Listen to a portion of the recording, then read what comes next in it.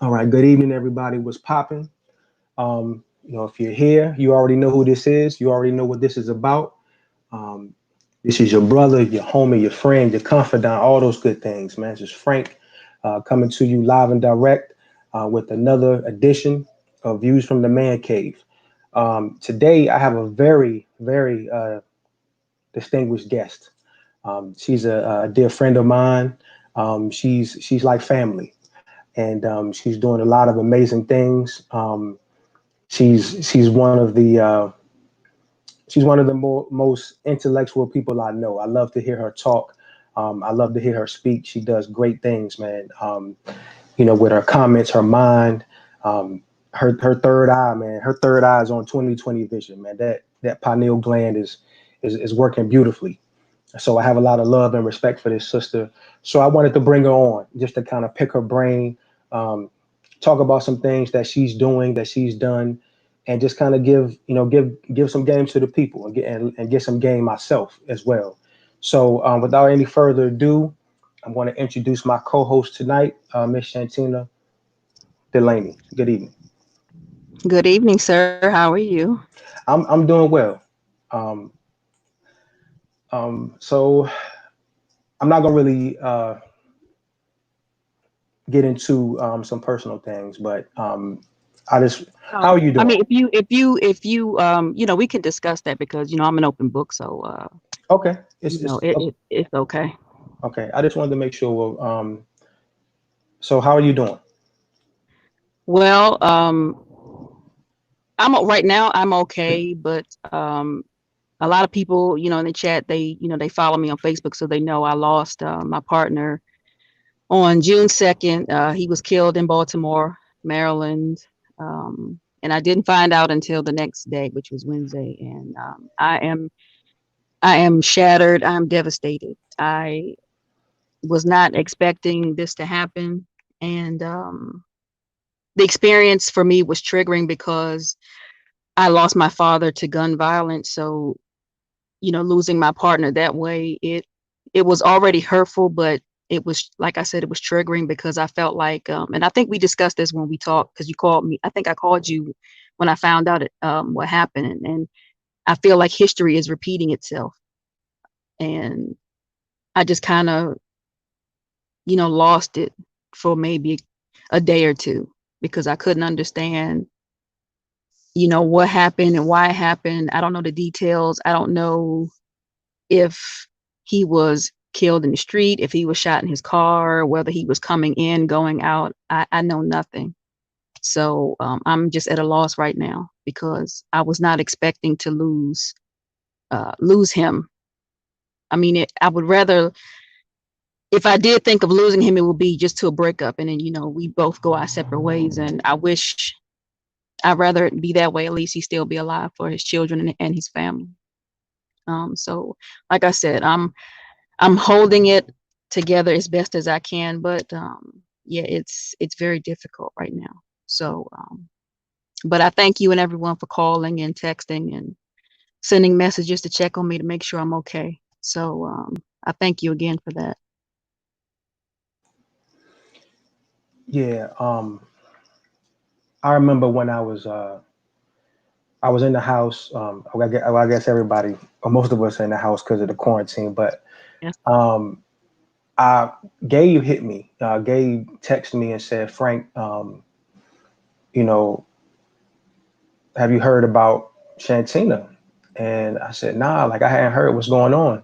Because actually, at the time, my wife and I were in the bed and we were reading your book, and Really. so so yeah, we were kind of using that to kind of have some alone time to bond, and we were reading your book, and we were just sitting up in the bed and reading your book, and I said, no, I hadn't heard what's going on, so I shot over to Facebook real quick and I saw your post about him, and I just remember, man, I felt horrible. I couldn't imagine how you felt. And I remember immediately just texting you and just, I know I called and we talked on the phone and I just let that I was here for you.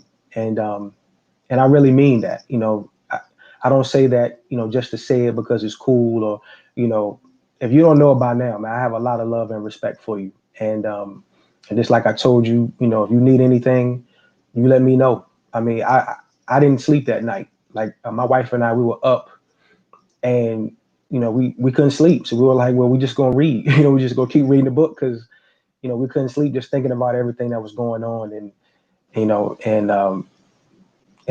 my wife has a lot of love and respect for you. She told me that night. She said, look, I don't. Even before that, she said, I think it was in the comments of my last live, but she told me after the show, she was like, man, I hadn't met Shantina personally yet, but I really like her. I mean, she's Oh cool. wow. I really have a lot of love for her. So it's real. You know what I mean?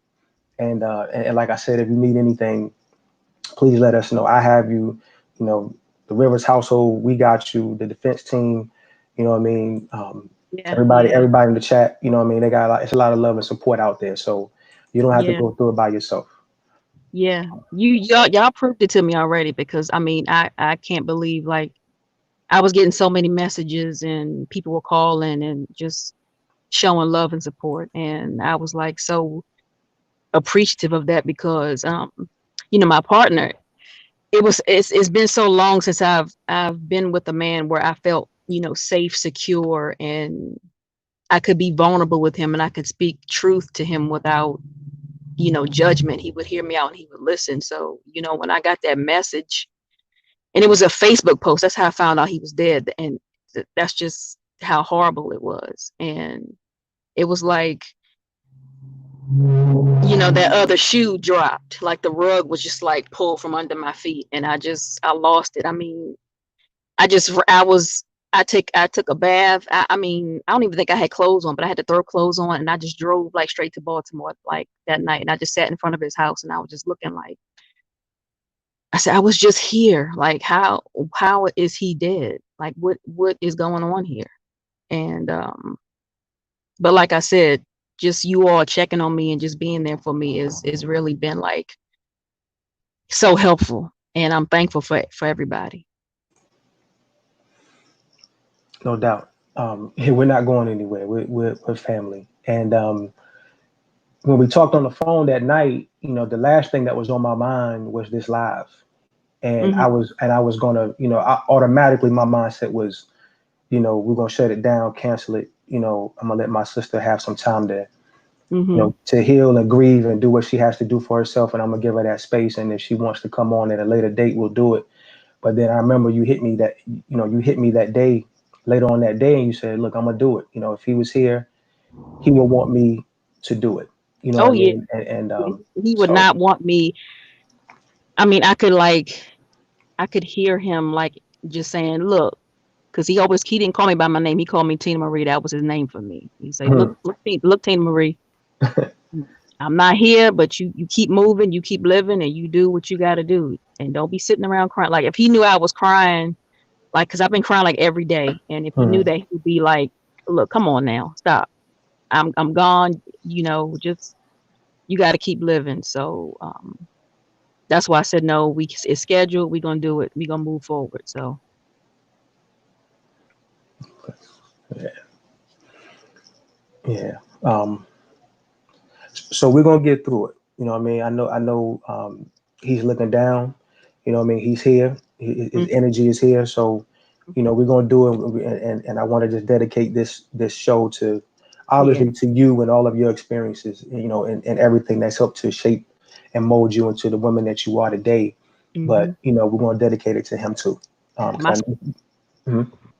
I said that's my Scorpio. Yeah. Right. Yeah, and he's a Scorpio too. So there's a lot of you know, it's my brother. You know what I'm saying? Hmm. Yep. Um, Mhm. so let me do some housekeeping things. Let me be politically correct. So I just want to shout out, all the people in the chat. 1112 Queen, Chantel, Michelle, um, Z28 alum, Queen of the South, always coming through, showing love to the channel. Um, my wife is here. Um, Good evening, baby. I'm gonna see you later. I'm gonna come in the room in a minute after this. Um, my man Gabe, Ultimate Black Man Radio's in the house. Miss Marisang, thank you for coming through. Miss V, thanks for pulling up. The homie from Texas, third ward Colombian. Thanks for pulling up. Miss Connie's in the building too. So who else we got? Shine 87. Thank you. I like to do that. I'm going to always do that because I want to give love and appreciation to all the people who come through and support the channel. You could be doing anything. You could be watching any show. You could be in any room in your house because you can't go outside. But you don't necessarily have to be here. So the fact that you're here, I'm very appreciative and I'm grateful for that. Um, so we're going to get started without any further ado.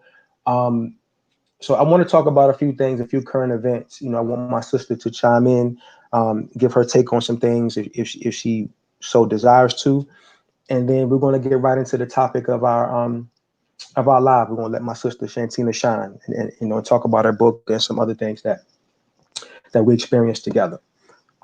So the first thing I wanted to talk about is let me see. Is this bullshit right here? I'm going right to it. I don't even. That's exactly what it is. Too. It's exactly what it is. Oh Lord. This shit right here. Like we going to that. So hold on. Where is it at? So we're gonna talk about it. So this right here is Miss Nancy Pelosi. Okay. Um. So with all of the events that have happened all over the country, you had the brother George Floyd who was murdered, and so there are a lot of people caping right now. I mean, you have a lot of people who are using this opportunity to um, to pander to Black people, and that's exactly what this is. Um, so I just wanted to speak on it for a few and kind of break this down and let people know what's going on. So if anybody in here is familiar with the 48 Laws of Power, if you're not, it's a great book. Um, I think everyone should read it. There's a lot of game, there's a lot of ism in there, to help you on your path. So this picture and what Nancy Pelosi and what these Congress people are doing, they are exhibiting Law 44. So if you've ever read the 48 Laws of Power, um, or if you're interested in it, just as far as this picture is concerned, go to Law 44 in the 48 Laws of Power. Um, Naima's here. Good evening, and Kratos Raptor 85. Thank you for pulling up. So Law 44 in the 48 Laws of Power says this: the 44th law is to disarm and infuriate with the mirror effect. Okay, by holding up a mirror to their psyches, you seduce them with the illusion that you share their values. By holding up a mirror to their actions, you teach them a lesson. Few can resist the power of the mirror effect. Okay, so they these individuals, these politicians, they've used the 44th law for a long time to pander to Black people. They've put a mirror up. They study us. They know who we are. They know what we're about. They know what moves us. They know what inspires us because they study us so much that they have to in order to attempt to dominate. You have to know your enemy. You have to know your opponent. So because they know these things, in times of crisis, in times where they need something from you or they want something from you, or they want you to get up off them, they will put a mirror up and they will mirror you in order to gain sympathy. They will mirror you in order to gain a certain level of respect from you because they want you to turn the other cheek. So they um, so when you look at, like, if we go back to Bill Clinton, okay, Bill Clinton put up a mirror and he displayed the mirror effect. Why? Because Black people fell in love with this man, not because of his policies, not because of what he said he was going to do for Black people, but just because he went on the Arsenio Hall show and played the saxophone. I That's remember all. that. That's all he did. He didn't say, look, I'm going to give you some some tangibles. I'm going to give you this. I'm going to put reparations on the table. I'm going to put, you know, equal justice under the law under the table. I'm going to get gentrification off the table. I'm not going to do anything. I'm not going to put any of these things on the table for you. What I'm going to do is just I'm going to go on the Arsenio Hall show, a black syndicated talk show at the time, the black syndicated talk show at the time, and I'm just going to go up there and look cool, put on some black shades, and play the saxophone. So he mirrored us, he mirrored our culture. And because he did that, we decided to put our guard down. We Mm-hmm. decided to say, look, we're not going to ask him any questions. We're not going to put his feet to the fire. We're not going to require anything from him. Why? Because he's hip, he's cool. This is your proverbial cookout pass. This is your cookout invite, the mirror. You know what I'm saying? This is what gets you up in the cookout. Okay. Um, you go all the way down the line. You go to his wife. His wife did the same thing. She got up there with Roland Martin and she was doing the Dougie and Nene on the campaign trail. Okay. She was talking about, she likes hot sauce and she never said exactly what she was going to do for black people. She never said what she was going to put on the table. Meanwhile, her and her husband were just completely raping Haiti. If you don't know what I'm talking about, please look it up. They were over there, just literally raping Haiti after the hurricanes that decimated the country. They were over there stealing resources.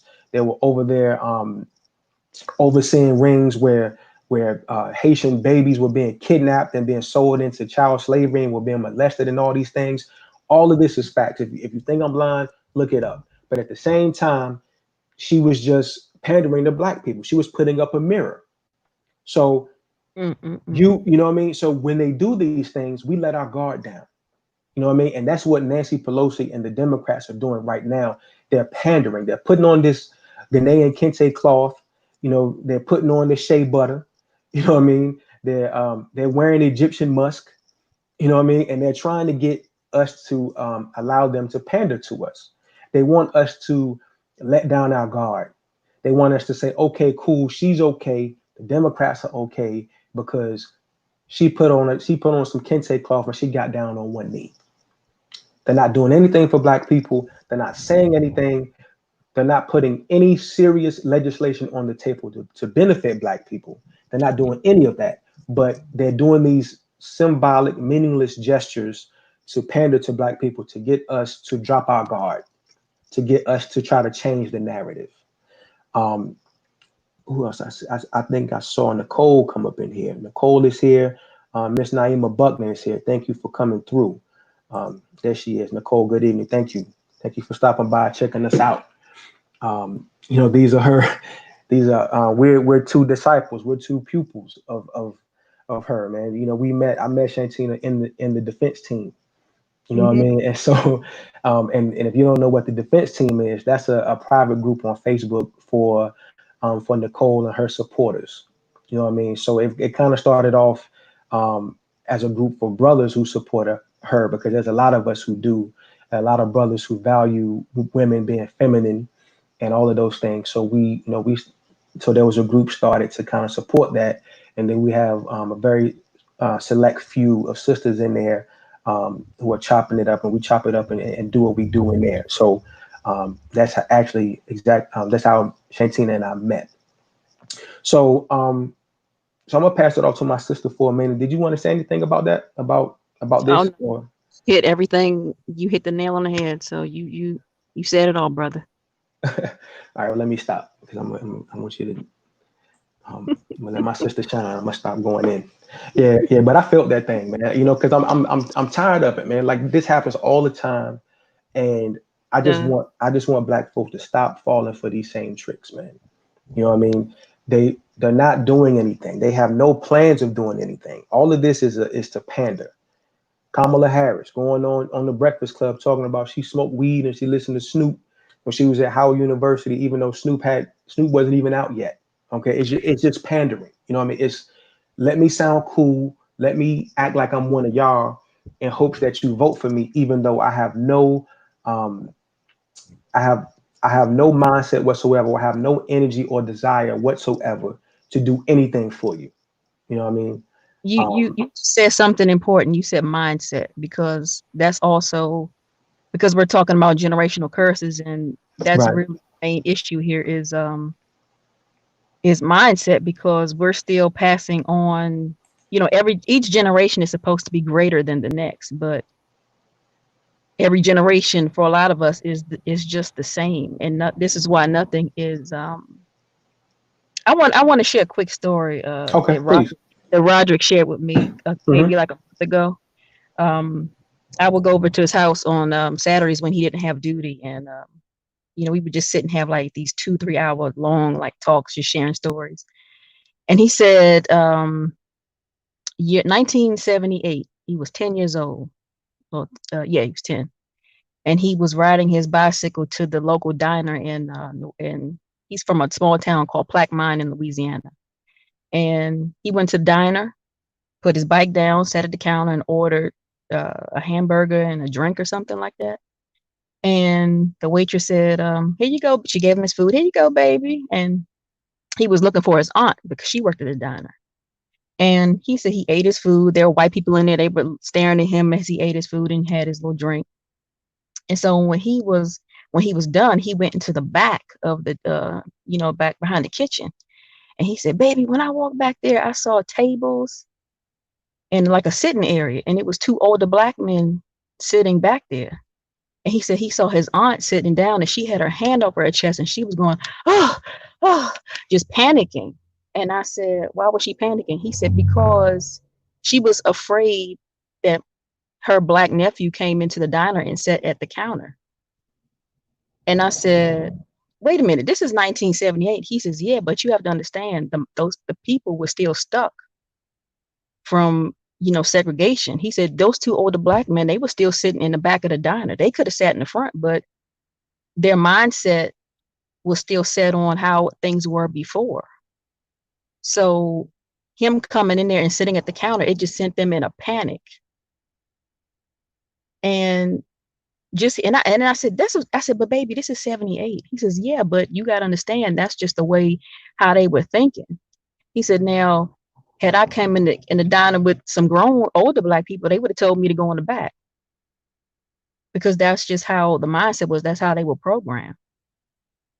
And what you just said about the Democrats and how everything continues, it's mindset. I mean, we're still. I mean, I still can't believe that we're still marching and we're still protesting and expecting some type of change. But then these Democrats, they pull that, and it's like, y'all still don't get it. Right. It's unfortunate, man, and we have to do something different. You know what I mean? Yes. It's insane to that's the definition of insanity. To keep doing the same thing over and Yeah. over again and expecting a different result. You know what I Yes. mean? And so we have to, and I'm starting to see that. You know what I mean? I will say that. So I'm very happy um, about that. That a lot of people aren't falling for the banana in the tailpipe. You That's know what I mean? good. A lot of people are saying, look, we know this is pandering. We're not falling for it. We need some tangibles. We need some reparations. We need some policy. You know what I mean? That's Mm. what we need. So you can take the kente cloth, you can iron it, put it back up in the what I mean, in your closet, and you can do what you got to do. But we're not falling for that anymore. So I'm happy to see that. I haven't really seen anybody who fell for it, so to speak. I haven't seen it on social media at all. So I'm happy to Hmm. say that. Um, so I want to talk about one more thing before we get started. So I want to talk about Drew Brees for a second. So Drew Brees, if you don't know, if you don't watch football, Drew Brees is one of the top quarterbacks in the NFL. He plays for the New Orleans Saints. He's a Super Bowl champion quarterback. He is no doubt a first ballot Hall of Famer. He's one of the better quarterbacks in the history of the league. And so recently, he was interviewed and he was asked about the protest, and he was asked about what was going on in the country and the energy and the pulse of everything that's going on right now. And so he took it upon himself to make a comment about the protesting. And he was saying that he said that he would never he would never co-sign anybody disrespecting the flag, and that's what he felt was going on when brothers like Colin Kaepernick and Eric Reed and so many other brothers were kneeling, you know what I mean, for the national anthem. And so he's been getting dragged too nonstop. I was watching Shannon Sharp on his show, um, and he canceled him, you know what I mean. But then he kind of backtracked and he took his cancel back because Drew came out and apologized to him.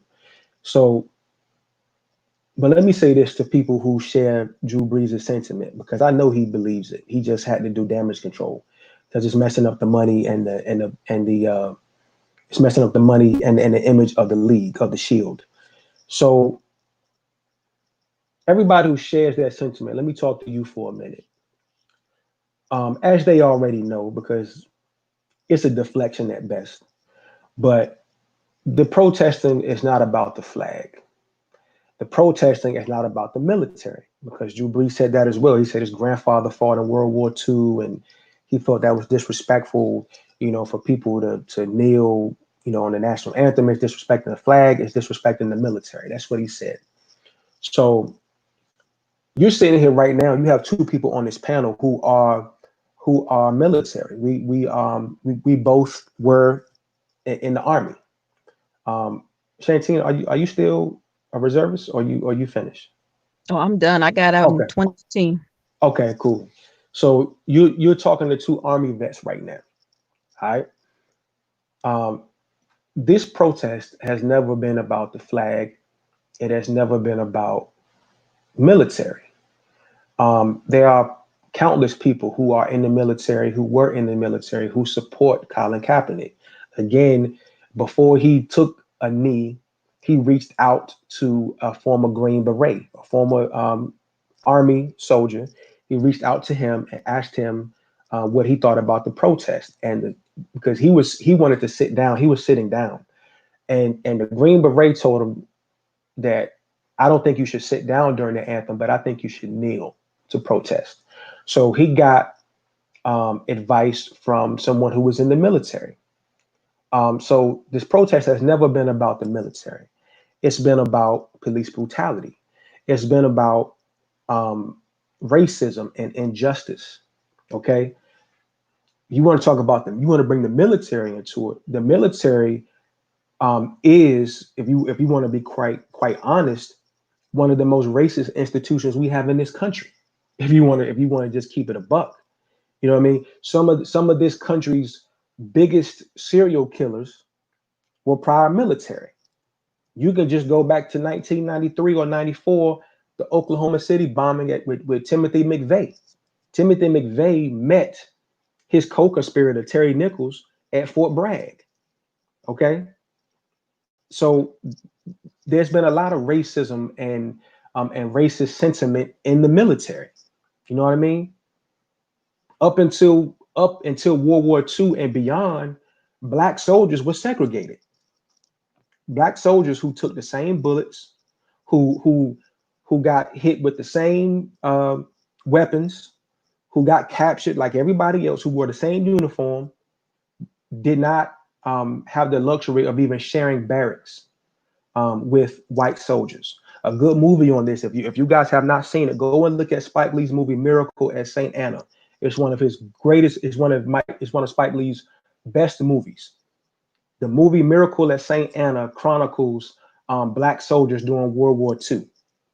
And when you look at that movie, you'll see when black regiments were out in the field moving, um, the Third Reich would have or the SS would have these vans set up, and they had a woman in the van who was speaking through a microphone, and she was talking to these black soldiers, and she was saying, "Look, why are you here? Why are you fighting for a company that doesn't love you? Why are you fighting? Why are you all the way here in Germany fighting for a country that treats you like a second class citizen?" There was a scene in that movie where um, some German soldiers were captured, and the German soldiers who were captured had better accommodations than the black soldiers did on an American base, because they understood that even though we were on different sides of the war, we're both white. So our whiteness keeps us together. On top of the fact that there's not one war that this country has ever seen that black people haven't fought in. The first person to die for this country was a black man by the name of Christmas Addicts. If you don't take my word, you don't have to take my word for it. Look it up. Crispus Attucks was a black man who was the first person to die in the Revolutionary War. We've been all over the place. We have fought in every single war. We've done everything for this country, and this country has always treated us like the proverbial side chick. We are the side chick to America. They only come over and see us when they need us for something. They get their rocks off, but then they leave and they don't offer us nothing. They don't give us nothing. We're not a part of the family. We're the chick on the side. You know what I'm saying? So I get offended when I hear cats like that talk about, well, it's about the military and it's about the flag. We don't care nothing about, listen, let me tell you something. With all due respect, and I'm saying this with all due respect, I don't care nothing about that flag right now. I don't care nothing about that national anthem right now either. I care about black people. I'm black first. Before I was a, before I and Shantina signed up and went to MEPS and all of that and went to Fort Jackson for basic training, we were black. You know what I'm saying? And once we got out and ETS and moved on and and did what we had to do, we're still black. Okay. The military is a job, was a job. Black is who I am. So I'm gonna ride with that. And I'm not gonna let anybody take the emphasis and the pressure off of where it needs to be, which is on police brutality, which is on equality, which is on tangibles for black people. So I don't know if you, well, actually I do know. I know you don't watch football. You go in the back room and you do your thing. So I don't even know if you know who Drew Brees is. But yeah, but I just wanted to speak on that. You know what I mean? So did you want to say anything, Shantina? Oh no, like I said, you said it all. Because I don't follow sports, but it's funny that you said he plays for the New Orleans Saints. Mm-hmm. Yeah, see, another coincidence because that was Roderick's, that was his team, New Orleans Saints. Mm-hmm. I was going through his pictures and everything was New Orleans Saints or LSU. He loved football because well he used to Right. play, but that was his thing. So that's another coincidence here. That's like triggering again. But whatever. Right. Yeah. I'm sorry. I didn't mean to do that. No, no, Um, no. It's like I'm kind of smiling in a way, like, oh wow, like he plays for Saints. Like, wow, yeah. this is crazy. Yeah. Yeah. So I told you he was here. His energy's here. You know what I'm saying? He that's beautiful, New he go, Orleans and all of that stuff. Yeah, yeah, yeah. he coming up without even, without even focusing on it. He's here. Yes, Um, yes, yes. um, all right, so we're gonna get right into it, man. Oops, My sorry. co my no, it's okay. So my co-host, Miss Shantina Delaney, is here. Um, she she wrote a book, and the book is called Soul Work, Soul Food, and Seed Change: Life Lessons in Retrograde from the House of L.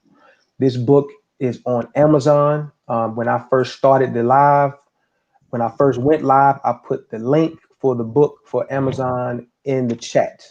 But if you don't see it or you don't feel like scrolling all the way up to look for it, if you go to Amazon, Amazon.com, and you just search Shantina's name, if you just put in Shantina Delaney, it will pop right up. The book will come right up.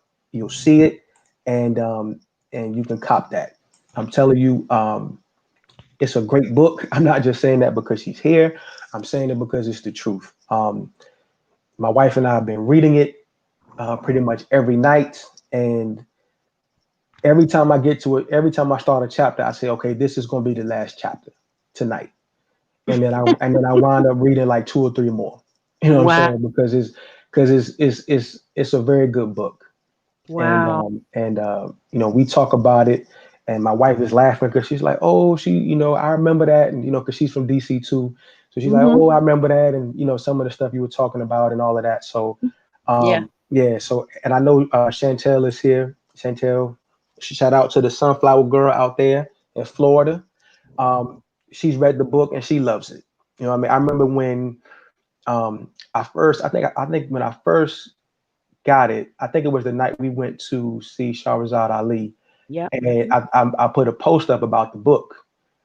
You know, I was letting everybody know that I had it, that you signed it for me, and I remember Shantina in that post saying that I read it and it's dope. You know what I mean? She's been repping it and loving it from the beginning. So she was one of the first people, if not the first person, that I knew that read the book that just spoke highly of it. She said the book is fire, and she was bearing some fruit with that because we can't really put it down honestly.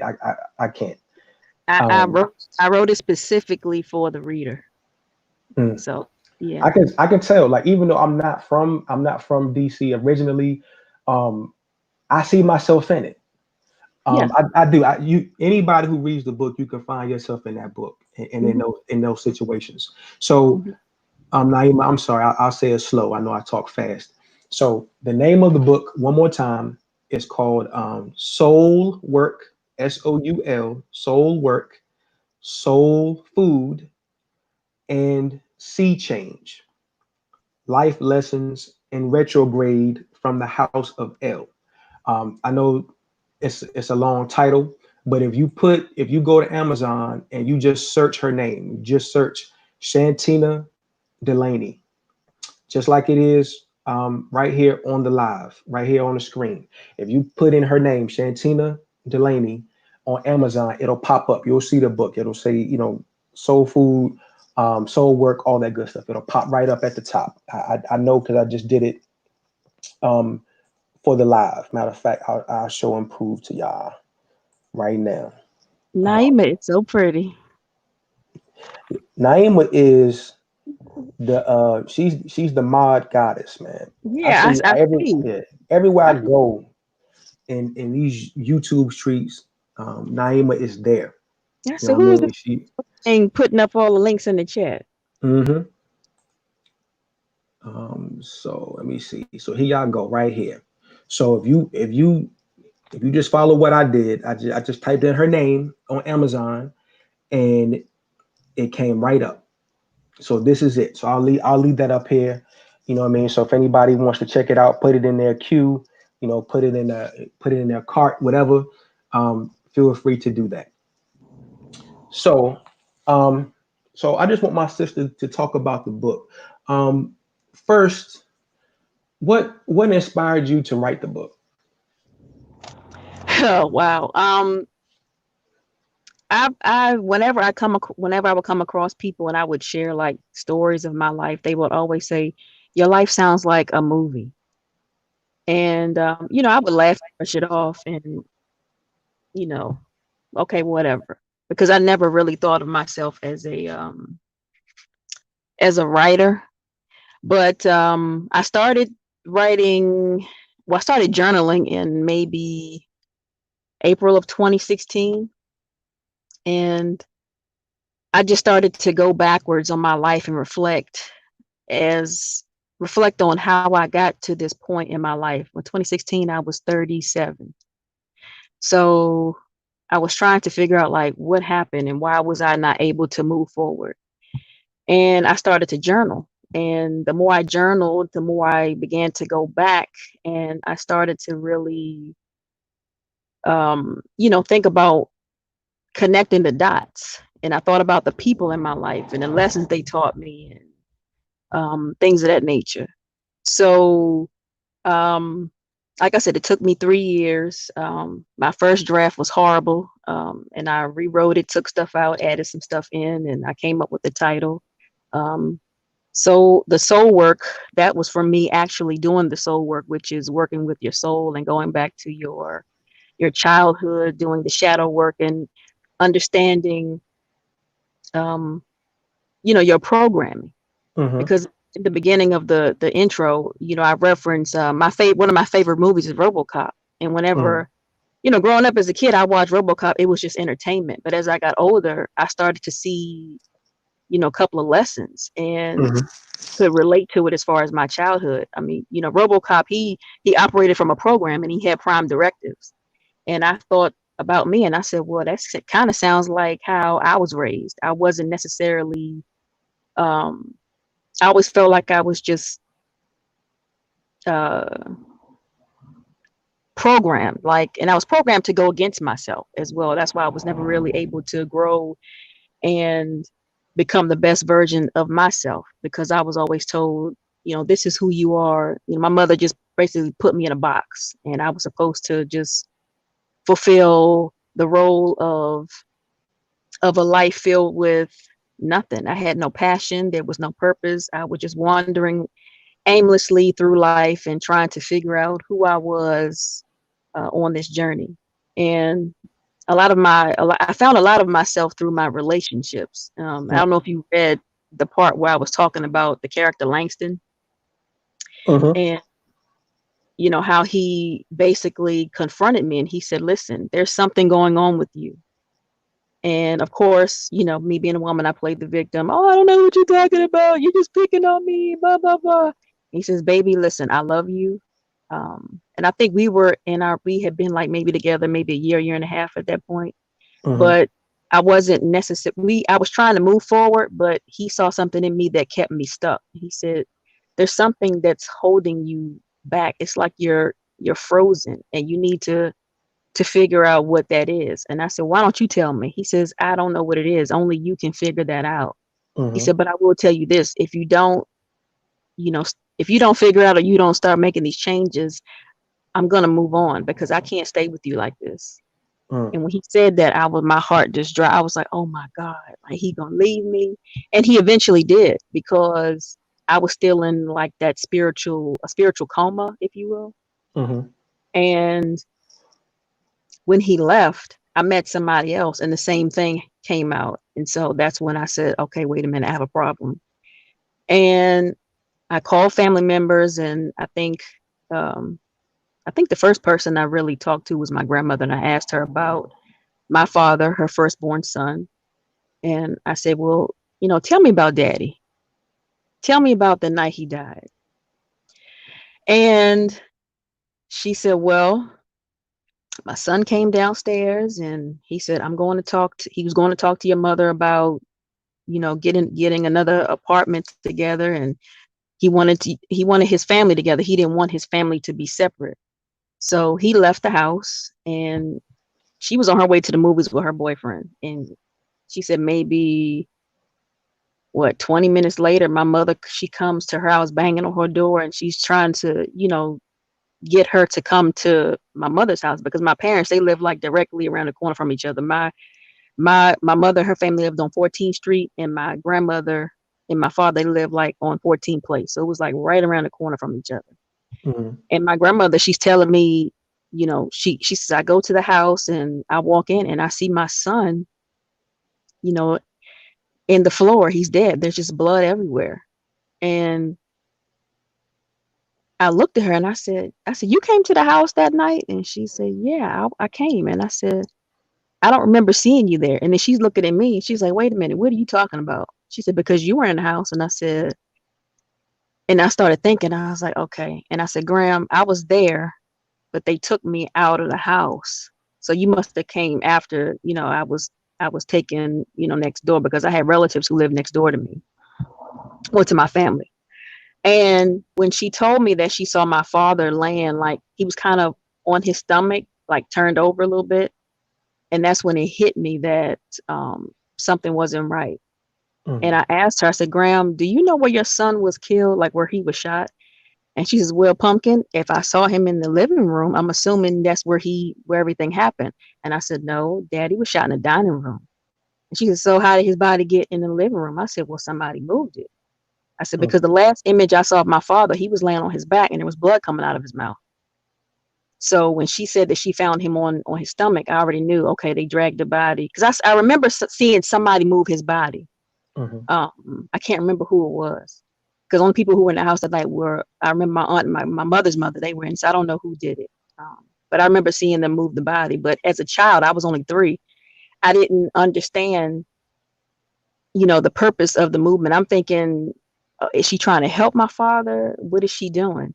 Mm-hmm. And I remember even after my father was shot, I asked my grandfather, because he's the person who shot my father. And I asked him, I said, well, why did you do this? Why did you hurt my father? Because at that age, I didn't understand. I didn't have a concept of death. I just thought, he's hurt and they'll put a little Band-Aid on him and, he'll be fine in the morning. So, I'm going back and forth with my grandmother, and I'm realizing that all of these years, 33 years, that I had been lied to, manipulated. It was a cover up basically. Mm-hmm. And I don't know how I felt after that. It was a mix of anger, relief that we were actually talking and getting that stuff out. But that was really like the first step towards my, well, maybe another step towards my growth. Um, but yeah, it was like I was trying to process everything, because I couldn't believe that, what had really happened, because I had to relive that moment and really sit and think about, and really process, I guess, what happened. And it's just a lot of mixed emotions, you Mm-hmm. see. So, I wrote everything down in my journal, and how I felt and who I talked to. And then I think I went to my great uncle, and I talked to him about it. He said something about, well, they assumed that he was trying to run away from the gun. And I said, well, when people run from bullets, the entry wound is not in the chest, it's in the back. So, I Right. mean, if you see somebody laying on their stomach and you turn them over and you see an entry wound, that's an indication that nobody was running anywhere. So I said, it's obvious nobody was really thinking, or maybe nobody even cared about, to get to really about what really happened to my father. So, I went everywhere trying to, find information. I went to the police station and they didn't have anything. And it was just, it was very taxing on me, because I was trying to really, like I said, find these answers. And for a while, I kind of gave up. I took a step back, because it was so, taxing on my soul. Because when you're going back and you're trying to put everything together, it's draining. And which is another reason why people really don't want to do the work. This is why these generational issues continue to happen. It passes on. And for me, all of this stuff, all of this family karma, baggage, whatever you want to call it, it fell onto my shoulders. And I Mm-hmm. remember telling people for years, I always had this heaviness on my shoulders. And now I understand why, because it was dumped all on me. And I basically spent my 30s trying to put these pieces together while healing myself and trying to move forward. And it's taxing, it's draining. And I tell people all the time, everybody will not heal, everybody will not do it, because it is so mentally, spiritually, emotionally, and physically exhausting, because all of that stuff, it manifests into the physical. When I was in my 20s, I felt like an old woman, because that's just how spiritually and emotionally sick I was. Wow. And this, like I said, this is why people will not do that work, because when you start to change your mindset and you want to make that transformation, you will be uncomfortable for years. Healing is not nothing that you rush. It's not nothing. It's not a hurry up and heal thing. This is something that is constant. It goes in circles, and it always comes back, and you always have lessons to learn. And yeah, it is. I mean, just like the situation, like I said earlier, with my partner, it's like, oh, I'm being hit again with history. I'm reliving my father's death, because now my partner has been taken away from me by a bullet. My father was a Scorpio. Roderick was a Scorpio. Mm-hmm. And it was so many things that were tying together, and it was just sending me into like pure insanity. And it is it's good work, but it's hard. It is not easy. And I don't wish this on anybody. I really envy people who are raised in, secure, stable families, because when you come from stuff like this, like what I went through, Hmm. it is absolutely horrible, because you have to go back and look at not only your childhood, but what were my parents doing? What were my grandparents doing? How did I end up in this mess? And now I have to clean it all up so I can move forward and to live in some type of stability, have that stability. So that was really the point of the book, was to share my story and my journey. It was to make you laugh, make you cry, because there are some funny moments in it, and a lot of life lessons. But like I said, it is work. You will.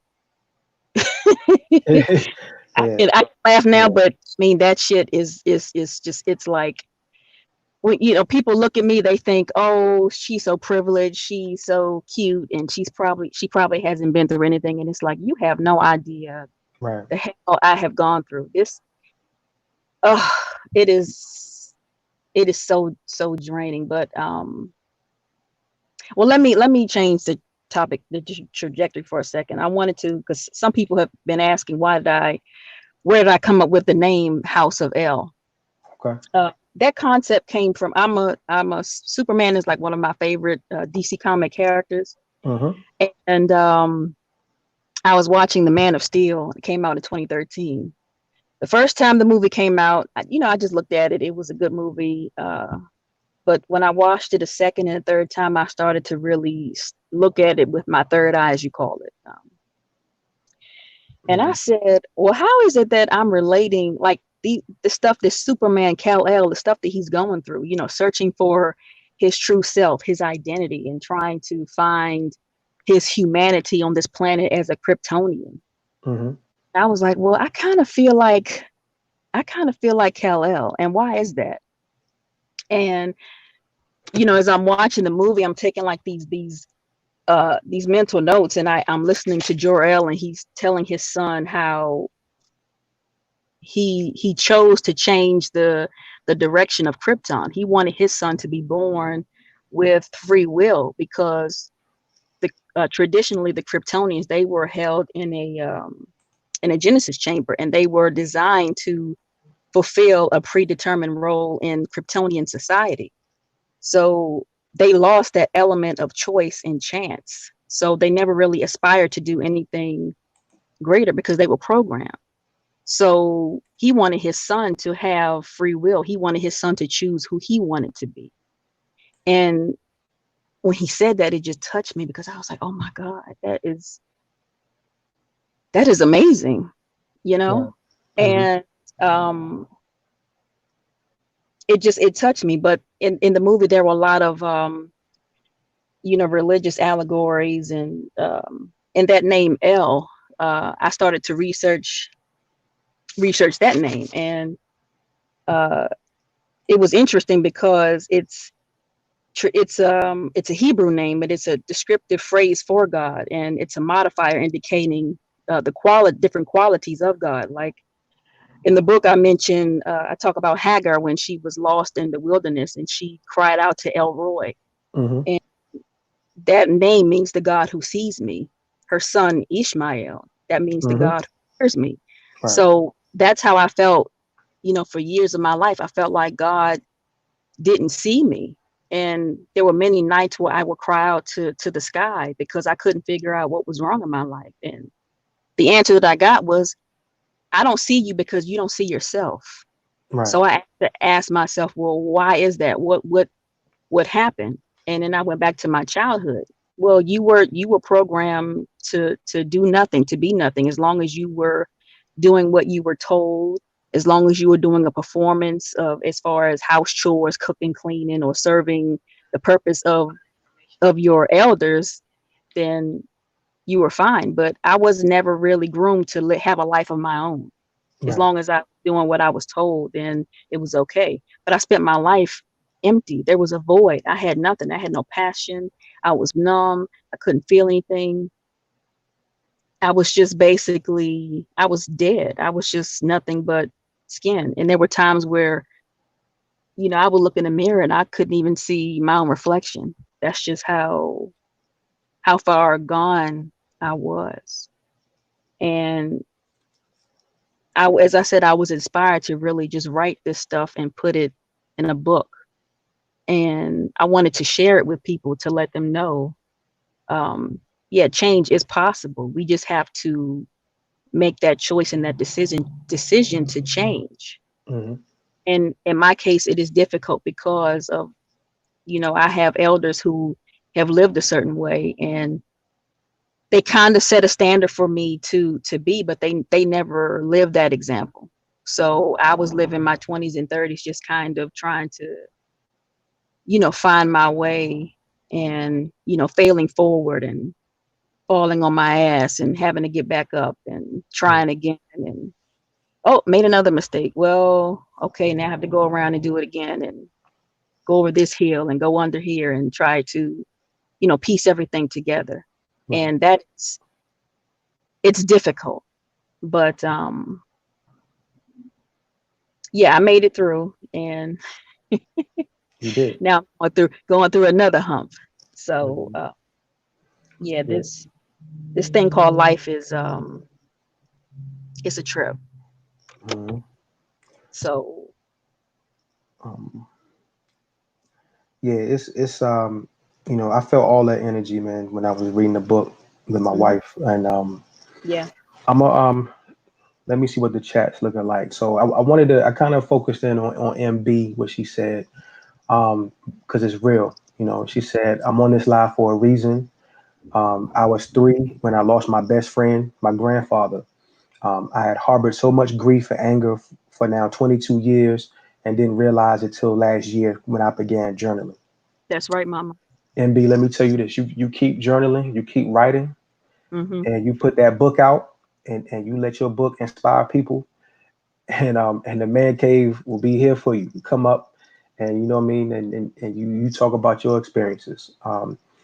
That's the goal of this channel, man. It's real people with real experiences giving real information, man. You know what I mean? We're all human beings. We've all made mistakes. We've all gone through storms in life. You know what I mean? And we gain nothing by lying and fronting and trying to be somebody that we're not. And sometimes um, it takes certain situations for us to learn that. You know what I mean? Some of us don't get it at 15. Some of us get it at 55. But Mm. I'm here to tell you that as long as you get it, you good. You know what I mean? You good to go.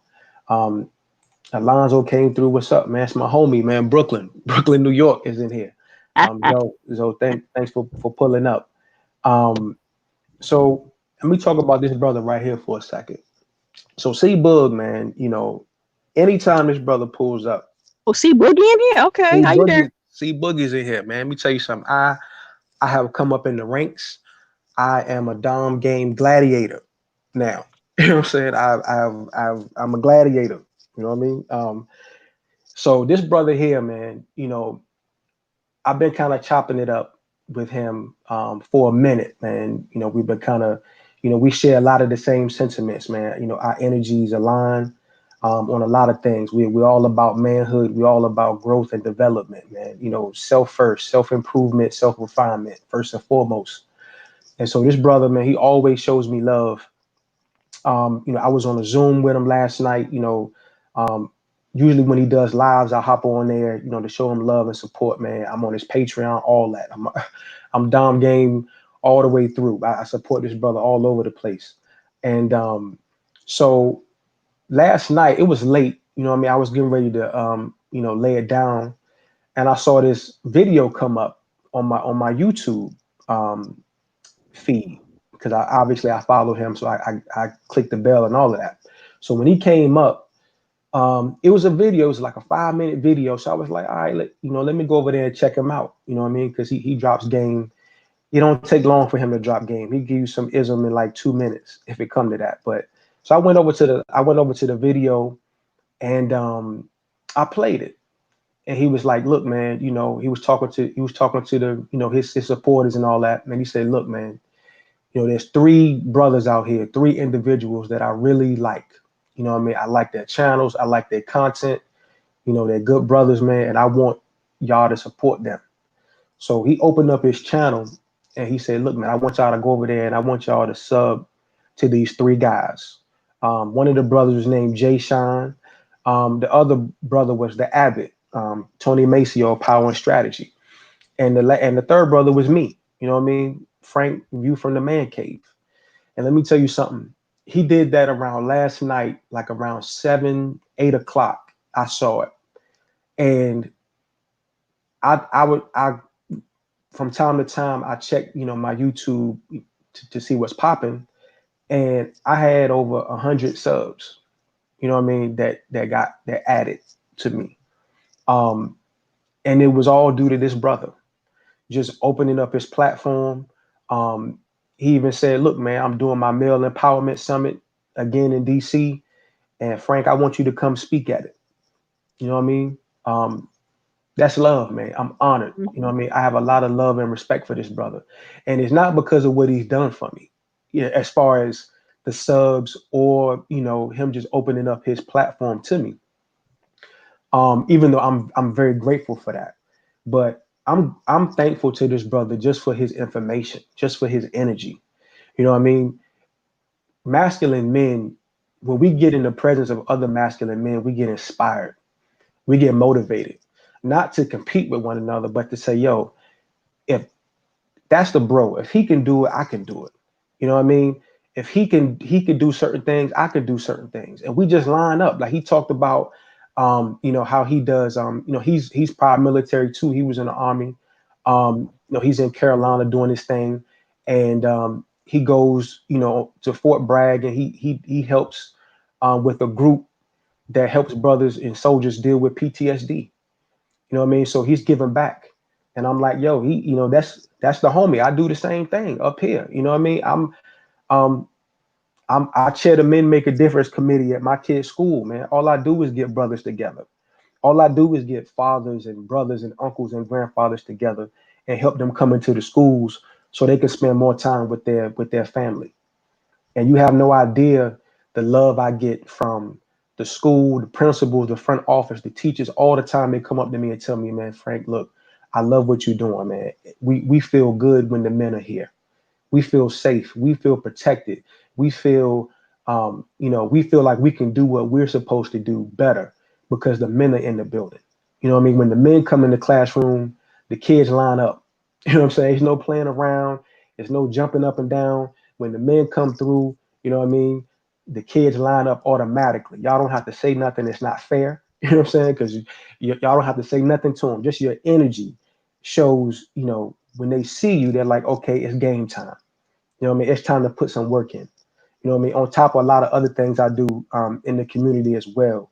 So I'm very thankful for that brother, man. You know, I thank the Most High for him, man. He's a good brother. You know what I mean? I'm praying for him. I hope, you know, he gets the desires of his heart. You know what I mean? Because he's deserving of it. So I just want to say that, man. Like I said, I'm a humble cat. You know what I mean? I don't take anything lightly at all. You know what I mean? Um, if you didn't do anything for me, man, I'm just spitting facts. If you didn't do one thing for me, man, I'm thankful to you just for the game I get from you. You know what I mean? Um, my wife, you know, I'm gonna be with my wife, and she's like, "Oh, wait, you know what you doing? Why you moving around the house like that? You looking kind of hot." I'm like, "Yo, I got that from Bug, baby." You know what I'm saying? You know what I mean? I got that from the Dom game. You know what I'm saying? You thank Dom game for that. You thank me later. You know what I'm saying? But yeah, man, I just want to shout that brother out, man. He's good people. You know what I mean? Um, so I don't want to mess up the energy too much, but so there, I want to ask you like a one, maybe two questions about the book, and then we can kind of slide off if that's okay to some other things. But um, so you dealt with some trauma in your life early, and so you spent the majority of your life, you know, trying to find your way. You felt Hmm. like Yes, you felt like you weren't really living; you were just existing. You just existed. Um, exactly. So I know you kind of spoke on it briefly, but I kind of want you to go into it a little bit deeper. So how did that play out? You know what I mean, in your relationships when you were dealing with guys, when guys would try to approach you, put their bid in, when you guys progressed to the courting phase, you were dating. How did those things manifest themselves in your relationships? Honestly, well, I can say I'll say when I was 16, I was in high school. Uh, I guess I could say that was my first, I guess, relationship, quote unquote. It ended up as a situationship, and I understand why. It's because I wasn't really living as my true self. Um, when people look at me, they have an idea of me, Hmm. and guessing when they come around me, they're trying to get to know me. But because I had a poor relationship with myself. I didn't know who I was. People will kind of, lose interest or, lose that spark, if you will. Hmm. So, it really, even in that my first relationship didn't go anywhere, and neither did like in my 20s, I couldn't maintain anything. And of course that bothered me because it's like, well, I can't keep anybody. Like, what's going on here? And it was because of my trauma and my fatherlessness, because I had no, I grew up with my mother, so there was no role model for me to really see a healthy relationship. And I mentioned that in the book. Only relationships I saw were on television. My favorite couple was Carl and Harriet Winslow, Mm. and I loved. I hated Urkel, but I loved Winslows. And I always wish, like, God, I wish I had parents like that. I always wish I was Laura Winslow, because she was, like, smart, pretty, and she had parents, she had a social life, and she just, that the family just seemed to have it all. And I love that image, but I was never able to produce that because I never saw that. I was around women, and the babies were coming, but there were no marriages. There was nothing. It was a lot of house playing and, long time boyfriend stuff. And so I had no idea. And it wasn't until my 30s where I met, as I mentioned, the character Langston. And we were together maybe, I'll say 2 years. He was in the army. He was a sergeant and a full-time NYPD police officer. He lived in upstate. And the plan was for me to move with him, but we just couldn't move forward because of my issues. And when the relationship was over, I looked back and I said, well, I believe that he was like the catalyst. He came into my life to wake me up, to really make me see the problem. And even he told me that I deserved to know what happened to my father, because when he asked me about him, I told him what happened, and he said, no, you need to look into that. And the key thing that he said to me was, you deserve to know what happened to your father. And nobody had ever said that to me. And so when it was over, and I think maybe some years had gone by, I said, well, that was obviously his purpose in my life, was to teach me, to guide me, to show me. And then when I think back on it also, I can kind of see where the two of us, we started out as partners, but then it began to shift to more like a dysfunctional father-daughter relationship, if that makes sense. And I think I attracted that experience because I was trying to make up for what I didn't get as a child. And of course, when it gets to that point, you can't maintain a relationship where it's not, where it's like that dysfunctional father daughter thing. Like, you have to be on the kind of, the same page. So, um, I mentioned before, as far as me, doing the work and everything, and I realized that I could not have a healthy relationship until I started to work on me and really understand how I worked as a person, how I Right. worked as a human. I had to discover my humanity. I had to discover, um, my passions. And I started to go back to my childhood, and I realized the things that I did as a child. I played the violin. That kept me alive. That gave me energy. It gave me my, my spark. Right. I used to write as a as in elementary school. I used to write short stories, and I forgot all of that because all of that dysfunction, it just took over, and I forgot everything. Mm, Um, and even now, when I think back on it, there's so much stuff that didn't even put in the book mm. that I left out. I didn't talk about the sexual abuse. I didn't talk about Oh wow. Wow. my failed suicide attempt at 16. And to be Wow. honest, I forgot. And I said, damn, so much has happened that I can't even keep track of of all the bullshit. Wow. Yeah, Mm, yeah, it sounds like yeah, we need a part two. Um, so yeah. yeah, I wanted to say that because you know Shantina is a testament to someone who understands that you have to work on yourself. You know what I Hmm. mean?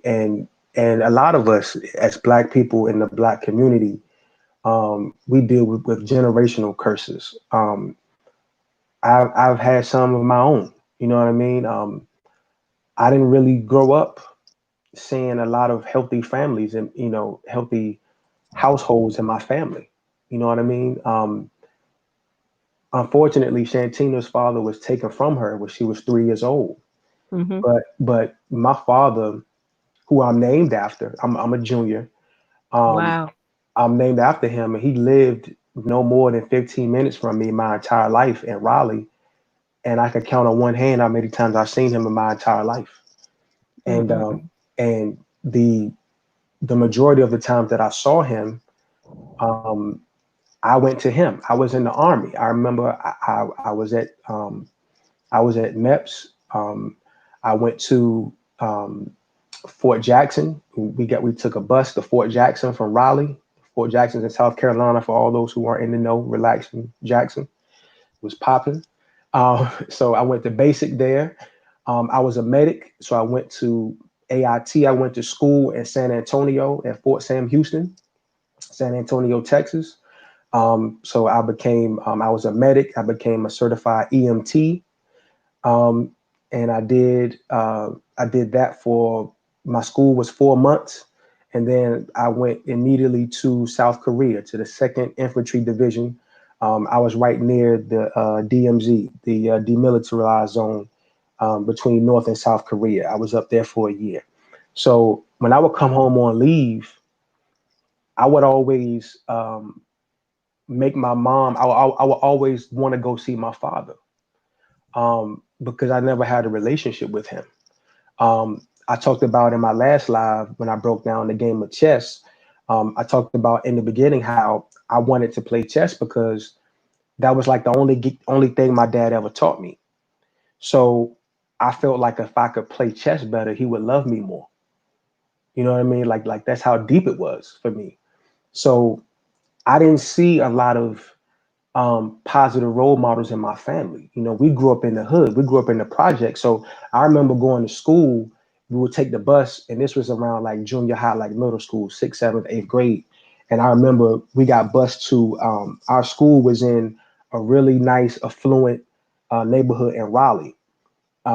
And so I remember riding the bus and I would see all these nice houses and I would see these men go walk into the car and their wives giving them a kiss and the dog running around and they had the suit and tie on and none of them looked like me. So I said to myself, like this life, having a big house, having a wife, having the kids running around playing, having the dog outside with the white fence, this is a life for white people. Because I didn't know any black people that lived like that. You know what I'm saying? I didn't know any black people that own nice homes and you know what I mean, lived in nice neighborhoods and you know, wives would make them breakfast every morning and you know what I mean, and all of that, and you know, the whole feminine and masculine principle that Nicole talks about, you know, and that we all support. I never saw that growing up. You know what I mean? So I thought that was for white people. I mean, I'm just speaking facts. So um and a lot of things that I dealt with in my life, you know, those curses, they follow me too. They follow me all through my relationships. They follow me in my relationship with my wife. You know what I Mm. mean?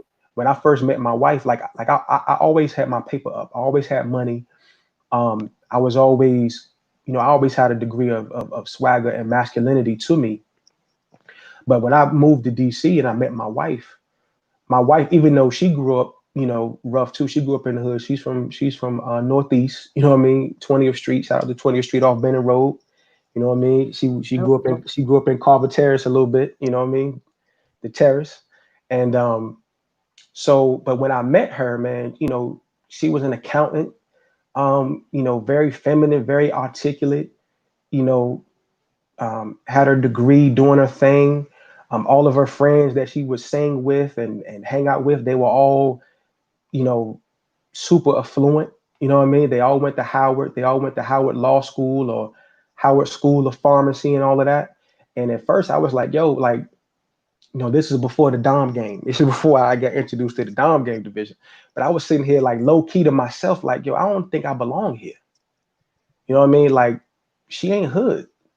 You know what I'm saying? Like, none of her people are hood. You know what I mean? Like, I probably should be with a hood chick. Like, that's where I'm Mhm. from. You know what I'm saying? Like, that's where I'm from. That's what I know. That's what I've dealt with. You know what I mean? So, you know, Familiarity. but that was the curse. That was I was familiar with that. I was Mhm. comfortable with that. You know what I mean? So, and I remember, when we would talk, and because my family, like, they all them niggas argue, like they argue all the time, like they will argue over the remote. So you had to be loud just to be heard. You had to be loud just to get the remote. You know what I'm Mhm. saying? Just to be able to turn the TV. So when I would have conversations with my wife, early on, and my tone would be high, she'd be like, "Baby, like I don't respond well to that. Like you don't have to yell. Like you don't have to do that."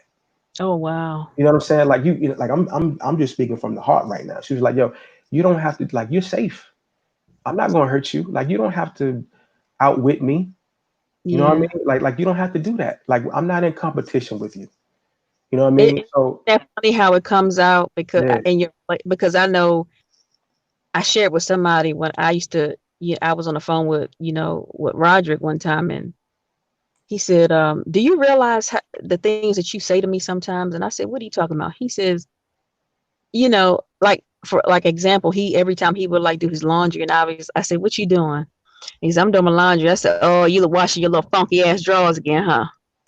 And and I think I said it maybe 2 or 3 times. He says, I need to bring something to your attention. I said, what's that, babe? He says, I don't like when you do that. I said, do what? He said, my drawers are funky. And he said, what is that? Where you get that from? And right, I said, sweetheart, I'm so sorry. I said, growing up in my house, that's just how we, like me and my brother, that's how we talk to each other. Like, hmm like shut your dumb ass up, right, man. right, Fuck you. I mean, that's how my brother would. And excuse my language, but and then when I'm talking to my mate at the time, he says, well, he says, I don't like that. And I said, you know what? As my failed attempt at humor, I'm thinking I'm playing around or teasing you. And I said, I'm so sorry, and it will never happen again. yeah, man. It's like I'm gonna tell you one like a funny story. So, um, when I met my wife, like when we were dating, so I went over a crib one time. She had the family over. Her family was over there. So she was like, "Well, let's order Chinese, whatever. Let's get some Eddies. Let's get some Eddie Leonards or something." So I was like, "I bet I'm cool with that. If you're in DC, you know Eddie Leonards." Hmm. So, oh no, it was either that or Wings and More Wings, right off Benny. So, I can't remember which one. So where I come from, like we didn't share shit. You know what I'm saying? Like you know what I mean? Like I got mine and I'm gonna eat it because it wasn't really a lot of food. Oh, You know what I mean? So if you ain't scarf yours down and grab a wing real quick, that's in the bowl, you weren't really gonna get a lot to eat. that's how it Then was in my house. then on top of the fact that I was in the army, so especially like during basic and AIT and stuff like that, you know what I mean? You had like 5 minutes to do everything. You had like five Hmm. minutes to sit down and eat at shower. You had 5 minutes to take a shower when you out in Hmm. the field and all that. So, you know what I mean? Hmm. So I'm like, yo, I eat real fast. I kind of lean into my food. I cover it up. You know what I'm saying? Like I was programmed a certain way. So like when I was at my wife's crib, and they had family over. She had family over, and we ordered Chinese. So she asked me what I wanted. I was like, "Bet I I want this. I want the sesame chicken, right? So everybody ordered what they wanted. The food came. They put everybody's food in the middle of the table and was like everybody was going in each bowl. And I'm like, what the fuck y'all doing? Like, why y'all eat my shit? You know what I'm saying? Like, I didn't, you know what I'm saying? I'm like, this is mine though. You know what I mean? Like, and so she was like, nah, baby. Well, we, here we kind of we order a lot of different things and we put it in the middle and then everybody tries different things. I was like, well, I don't want to try shit. You know what I'm saying? Like I ordered You want what I your want. plate. I ordered the sesame chicken. Like that's what I want. I ordered the sesame chicken and the four wings, you know what I mean, fried hard and you know what I mean, whatever. Like that's what I wanted. I'm not sharing shit. You know what I'm saying? But that was just something that, you know what I mean, I had to because of my and I wasn't necessarily saying that's a generational curse, but that's something how, when you grow up a certain way, those things stay with you. You know what I It's a mean? pattern. And it takes certain people, right? And it takes certain people in your life, that are put there in strategic times to be Yes, to be that mirror for you to show you who you yes, are. Because yes, I didn't know who the fuck I was for real. Like my wife and then her feminine energy was my mirror to say, Frank, like, damn, like yo, you know what I'm saying? You need to, not that I was wrong, but like, yo, like, maybe there's another way. There's a better way. You know what I'm yeah, saying? Like you saw this and that's what you were subjected to, but there's another way of doing things out here. And it took certain people, not just my wife, I mean her mainly, but other people, of a course. Yeah, lot of OGs and brothers who, gave me knowledge of self to kind of put that mirror in front of me to say, wow, like, okay, now I can see. You know what I mean? Like I can see it now. I couldn't see it before, but the way you said it, the way you, held me, the way you broke it down, or this conversation we had, like that's that mirror right there. So now I see all these things that I was hiding my whole life. yeah, The the feeling that I couldn't break certain barriers. I couldn't, there was a glass ceiling over my head and I couldn't go because my family didn't go. Nobody in my family, graduated from college or, I was like the first, uh, I was the first a lot of things. And I was able to achieve those things because I broke those curses. You know what I mean? I saw it yeah, and I said, look, man, I can't do this, man. I can't do this to my wife. I can't do this to my children. You know what I mean? I have to be different. I have to be better. I got to do that soul work. yeah. You know what I mean? I got to do that. You know what I'm saying? Um, so that's real. You know what I mean? And I saw all of that. All of that came back Yeah. when I was reading your book. That was really like the whole purpose or the concept of the book because I read somewhere once and I had to write it in my journal, but it's the only thing that you really experience is yourself. Everything else is just a mirror. Wow. And once I started to, reflect on my life or in retrograde, and I said everything in my life has just been a repeated cycle or pattern. And it's like each person that I would meet, a new revelation would come and I would learn, more about myself. And, even when I was a Roderick, I said, I think the most painful thing is that for me is that I could be around perfect strangers or people that I just met and they would see so much potential in me. They would see, just everything. But the people that my blood relatives, the people who maintained me my whole life didn't see anything, or maybe perhaps they did see something and maybe they thought it was a threat, which was why they maybe perhaps attempted to suppress that. But either way, I was never groomed to be anything. As I said before, each generation is supposed to be greater than the next, but Right. I was groomed to do the same thing, except for getting pregnant or having children out of wedlock. It was like, yeah, do the same thing, but get married. Right. And it's, well, you want me to get married, but you never even achieved that goal yourself. This was never a model for me. Hmm. So I even put that out there. It's like you kind of set me up for failure. Or maybe you think marriage is all about two people meeting and falling in love and marrying each other under the idea of love. And we all know that when that's not, there's more to it than just love. Hmm. So, I had to learn how to cook on my own. I got my first apartment at 25. And that's how I really learned how to cook because I would experiment with different recipes. So, here I am at 18 years old. I was maintained pretty much up until that point. I had no rite of passage. Mm, Um, at 12 or 13, that's when you start to really the grooming process to become an adult. I was treated like a 10-year-old up until I was 18, and it was okay. Well, you grown now, so what you gonna do? mm, So I didn't. I had my mother didn't teach me how to drive. I mean, I just didn't have. I had nothing. There was no stool. There was nothing. So in my 20s, that was like my.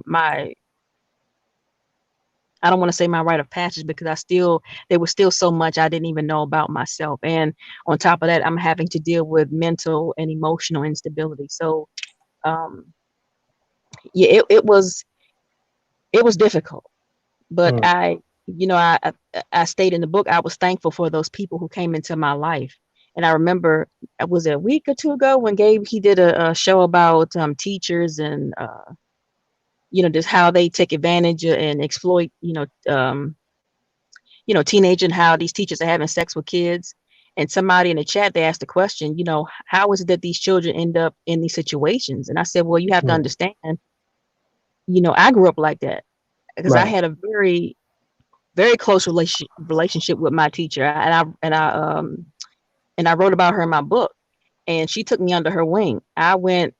She took me home with her. I went to her family reunion. I would run errands with her. I mean, she became like my second mother. And when I got older, I didn't realize that she was put in my life for a reason. She had to help me, I guess, through that hardship because my mother was not emotionally present. She was just, I don't know what she was doing. She was doing something, but she wasn't there because you can't have. I think when I was like 14, my sister was like 3. Mm, So, you have one parent with 3 children, and it's hard to maintain that.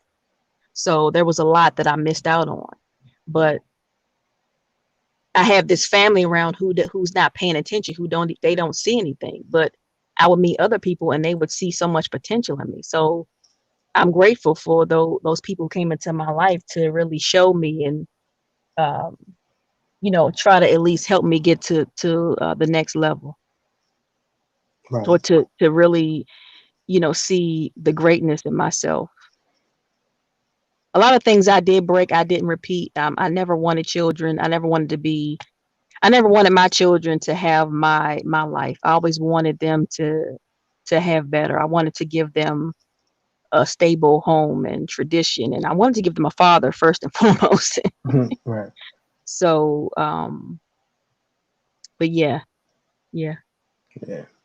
Yeah. I'm not. So, we're gonna slide over a little bit. I don't want to give everybody the whole book. You know what I I mean? get But you. but everything that we talked about, everything that or the majority of the things that Shantina talked about so far are in her book. So if you want a good read, man, if you want a book, man, that book is powerful, man. I don't care who you are.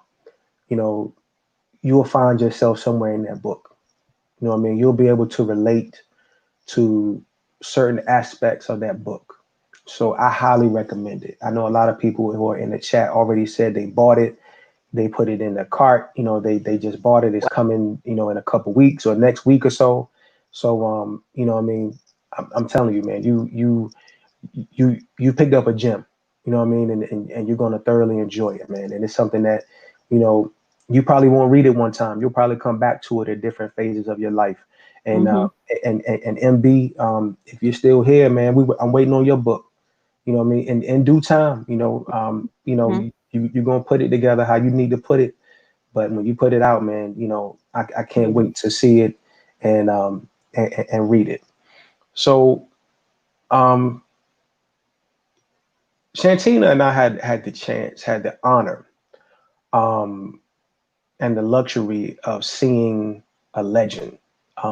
We saw a goat, a goddess in the struggle, for for the masculine and feminine balance and strong black families and strong black communities. This sister is none other than the legendary sister Shahrazad Ali. Um, Sister Ali has been around for a long time. If you've been in the conscious community, if you've been what they would deem woke, you know who she is. She's been around for a while. She's been on. Back in the day, she was on a lot of TV shows. She was on Donahue, I think. She was on Geraldo or whatever. If you haven't seen her there, and you've seen any of the brother Tariq Nasheed's Hidden Colors DVDs, she's in over half of them. Um, so you should be familiar with her.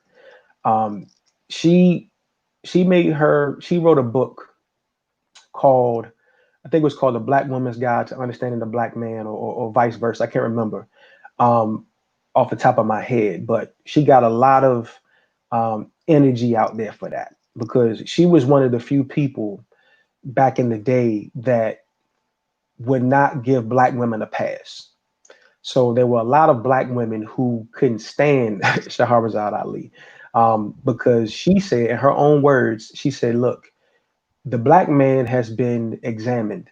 He's been thoroughly examined for his role in the dysfunction in our community.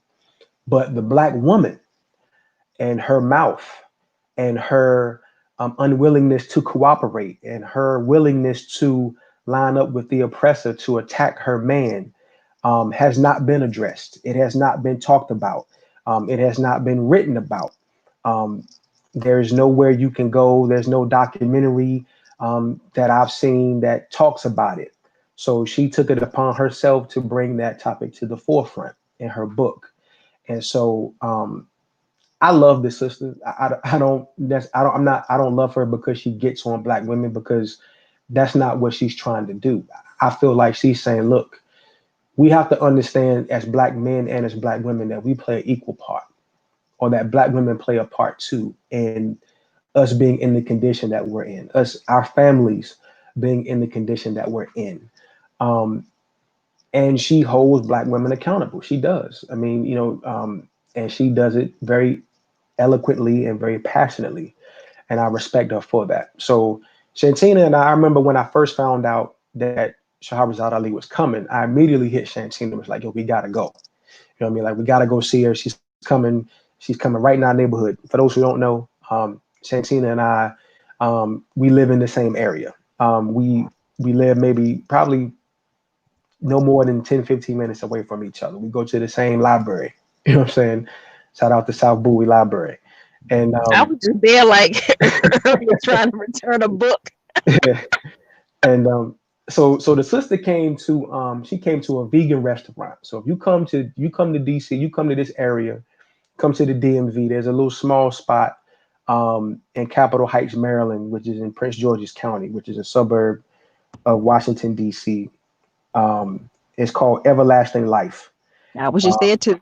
It's black owned. It's all vegan. You know what I mean? If you like your vegan wings, I get that with that honey glaze.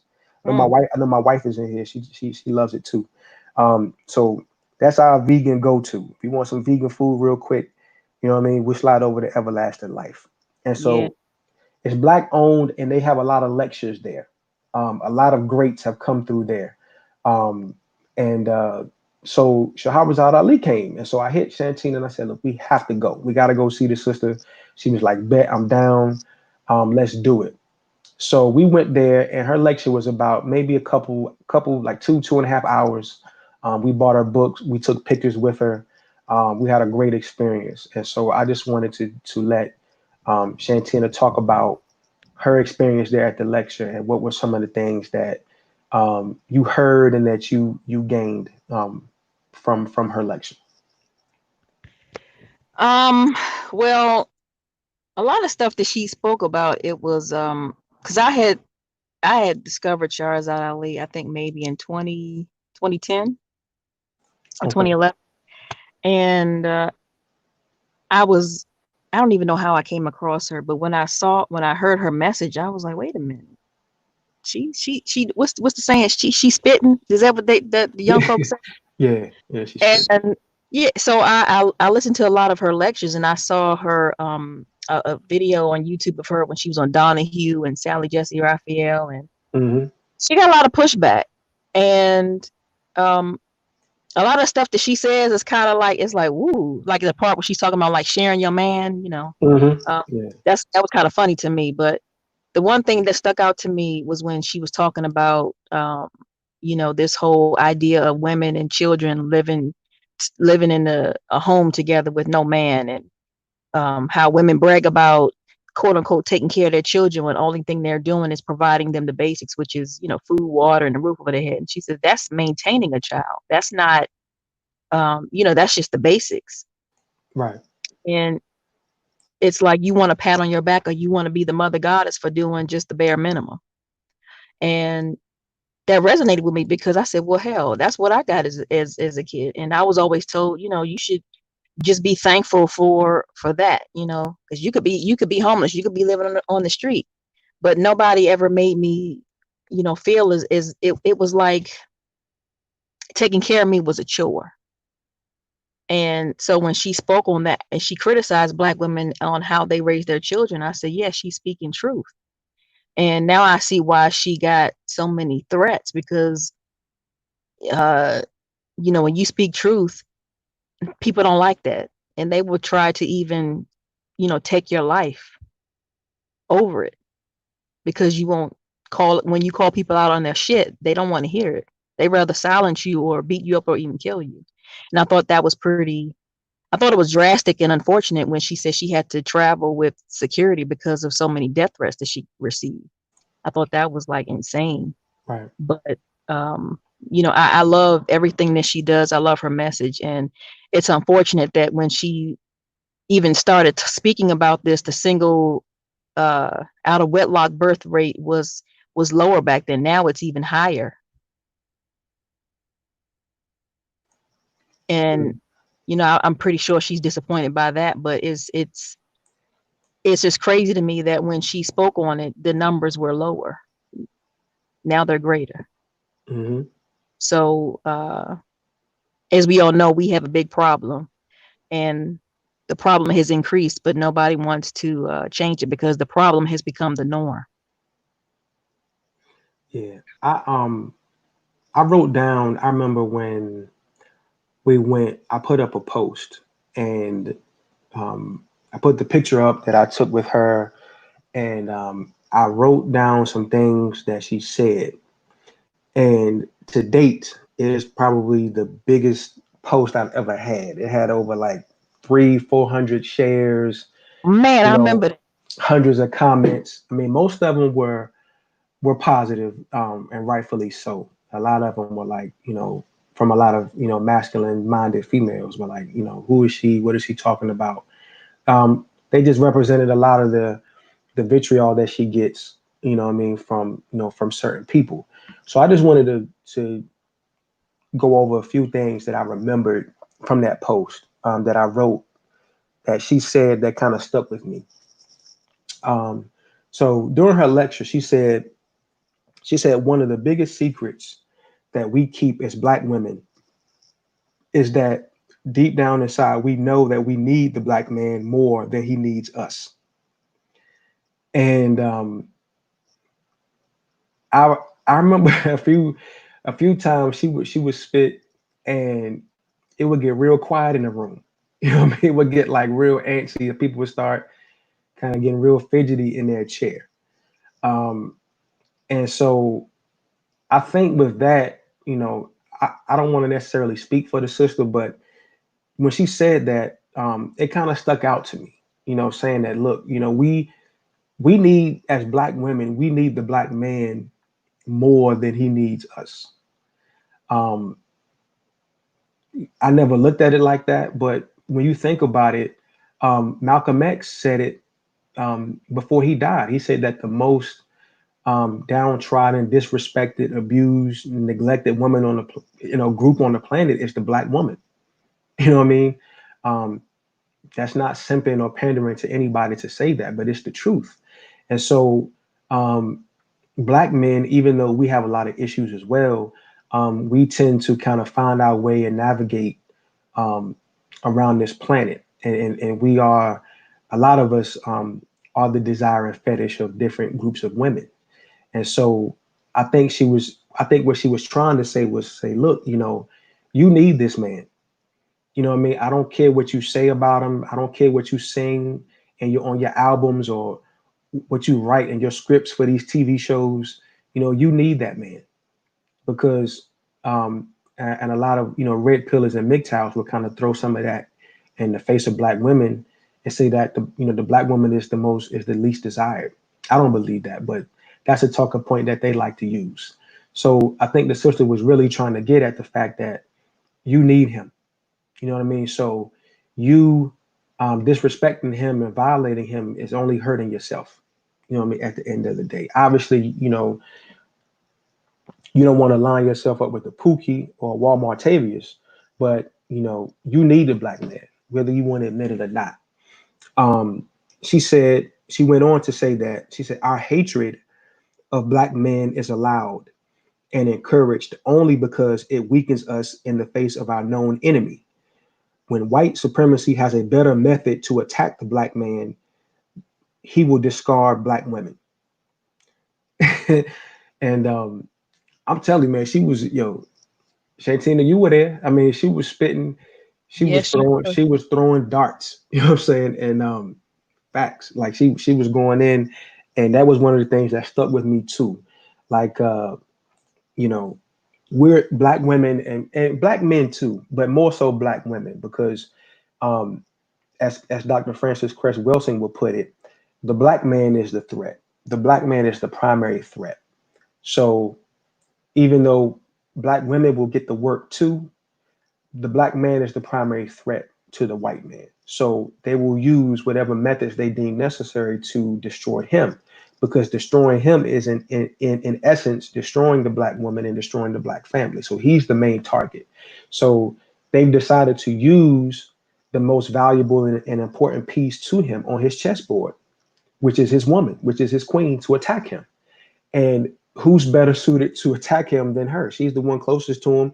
She's the one who can do the most damage to him, physically, psychologically, emotionally. So we're going to allow her to do that. We're going to allow Keisha Cole to put out all these albums. You know what I'm saying? We're going to allow Mary J. Blige to sing all these albums. We're going to allow um, Tyler Perry to make all these films. You know what I mean? We're going to allow all of these people to put out all of this content. We're going to allow the Black Manosphere and all these spheres out here in social media to denigrate and disrespect the black man. We're going to allow that. But when they start working together, or when we find a better way to attack him, we're going to take that platform away from you. We're going to take all of you're not going to be allowed um, to disrespect him anymore. You do that for our benefit. You do that because we want you to do it. You think you're doing it for you because he cheated on you or he lied to you, even though you know he was trash anyway.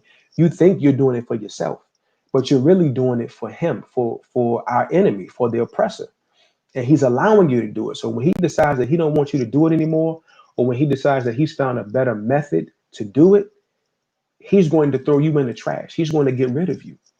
You know what I mean? So that's why you see certain things like I talk like with Tyler Perry. You know, he made his name. He's a great brother. Self made, own studio, all of that. When he was doing these movies, um, that was disrespecting brothers and all of that, his sales were through the roof. People were lining up to go see the movie. I want everybody to go and look up Tyler Perry's catalog, and when you look it up, you'll see that his least selling movie to date, his least selling movie to date is Daddy's Little Girls. The one movie he made about a good brother that he wasn't, and they kind of had to throw dirt on him too. He had to beat a rape charge and all that he was falsely accused. But the one movie that he made with a somewhat decent brother, hardworking, faithful brother, trying to take care of his kids, trying to do the right thing, that was his least selling movie to date. Every other movie he's made as sold more than that. More people went to the box office to see, you know, uh, for colored girls or whatever. You know what I'm saying? Because it's allowed. You know what I mean? It's allowed to happen. But if you started making movies and if you started having content come out, um, with us celebrating one another. You know what I mean? With us coming together, even in the streets. When Rodney King happened, we all came together in LA. All the gangs, had a peace treaty. The Bloods and Crips, pieced it up. They were going to each other's projects, building, networking. A lot of guys were doing music together that would have shot each other last week. They were coming together doing music now. Death Row Records, one of the biggest black owned rap labels in the world, had Bloods and Crips, you know what I'm saying? On the team putting out music. Um, you know, that was a problem. So now, we can't have that. Y'all coming together is the biggest threat. I'm here to tell you this, and this is just my point of view. We got a lot of revolutionary cats out here. We got a lot of brothers talking about, look, I'm gonna get a gun, I'm gonna take it to the streets. You know what I mean? I'm gonna kill Whitey, whatever. I'm gonna bust my gun. Okay, I hear you. The greatest weapon that you can use and utilize against our enemy is for us to love and respect one another and have a code of conduct. The biggest weapon you can use on this planet is for a masculine black man to marry a feminine black woman, make some beautiful, healthy babies, raise them in a stable home, and pass something down to them before you get up out of here. And have communities where multiple families are built like that. That is your greatest weapon against this enemy. Because families coming together on one accord with a code of conduct, in mind, are going to understand and understand. Look, we need to take care of self. We need to do for self. My father built a big platform for me, so it's only right that I build a bigger one for my children and pass this wealth down. Tony Maceo talked about it the other day. The most powerful groups of people who control this planet, it's only about maybe 5 or 6 families that control 95% of the planet. But they're families. These are families that control all of this wealth and resources. The Rockefellers, the Wahlbergs, the Vanderbilts, the Rothschilds. These are families. These are men, women, children acquiring power, acquiring wealth, acquiring resources, and passing it down to the next generation and expanding on what they pass down. And they keep doing it continuously and continuously and continuously. We don't have that. We don't have generations of wealth in the black family. I live in a very affluent neighborhood in Prince George's County.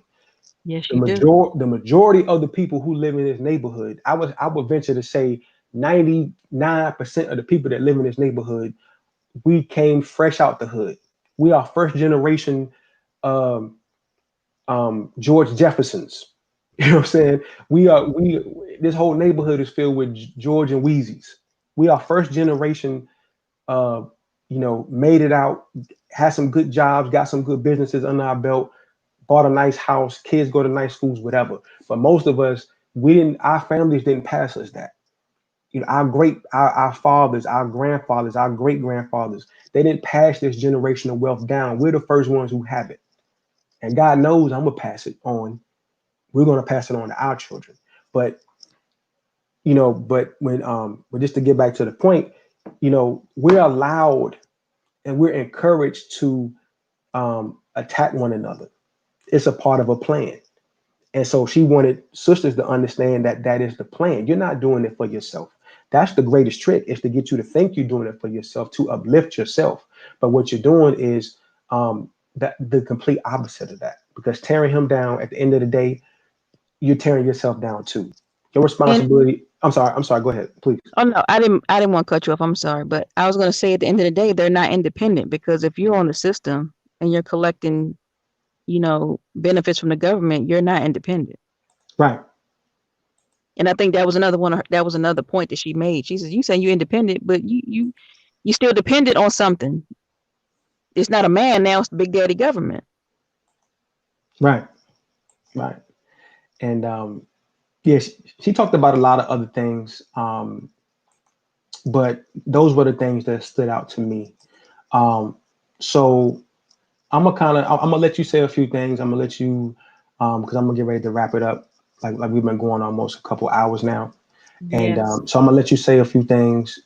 Put out all your stuff. I mean, I have the info for your book here on the screen, but your channel, anything you have going on in the future, any projects you're working on, let the people know where you're at. Um, I currently don't have any. My plan was to, start promoting the book and doing my, creating my channel, making it, putting more videos and doing more content. But this, losing my partner, just kind of, it shook me for a minute. And I want to say this.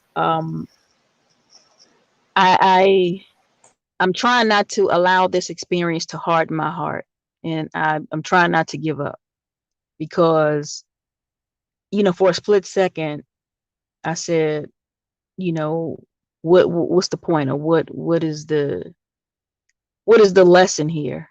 And it came to me the other day. I said, well, you went into this relationship with this man to move forward and build a life with him, but maybe the lesson wasn't for you. Maybe you were, because he always said I was his joy. You're a joyful woman. You're so joyous, and that's what he loved about me. He said, you bring me such joy. And I think maybe that was a lesson. It was that I gave him joy. And even, these last couple of months while he was living on this planet, up until the day he died, I gave him that gift of joy. Mm, And maybe that was just for him. Um, it wasn't necessarily about me. And I think maybe I have a bad habit of doing it. I make it all about me. And but I'm trying to not turn into an evil monster, because when bad things happen, it changes people. Sometimes mm, for the better, sometimes for the worst.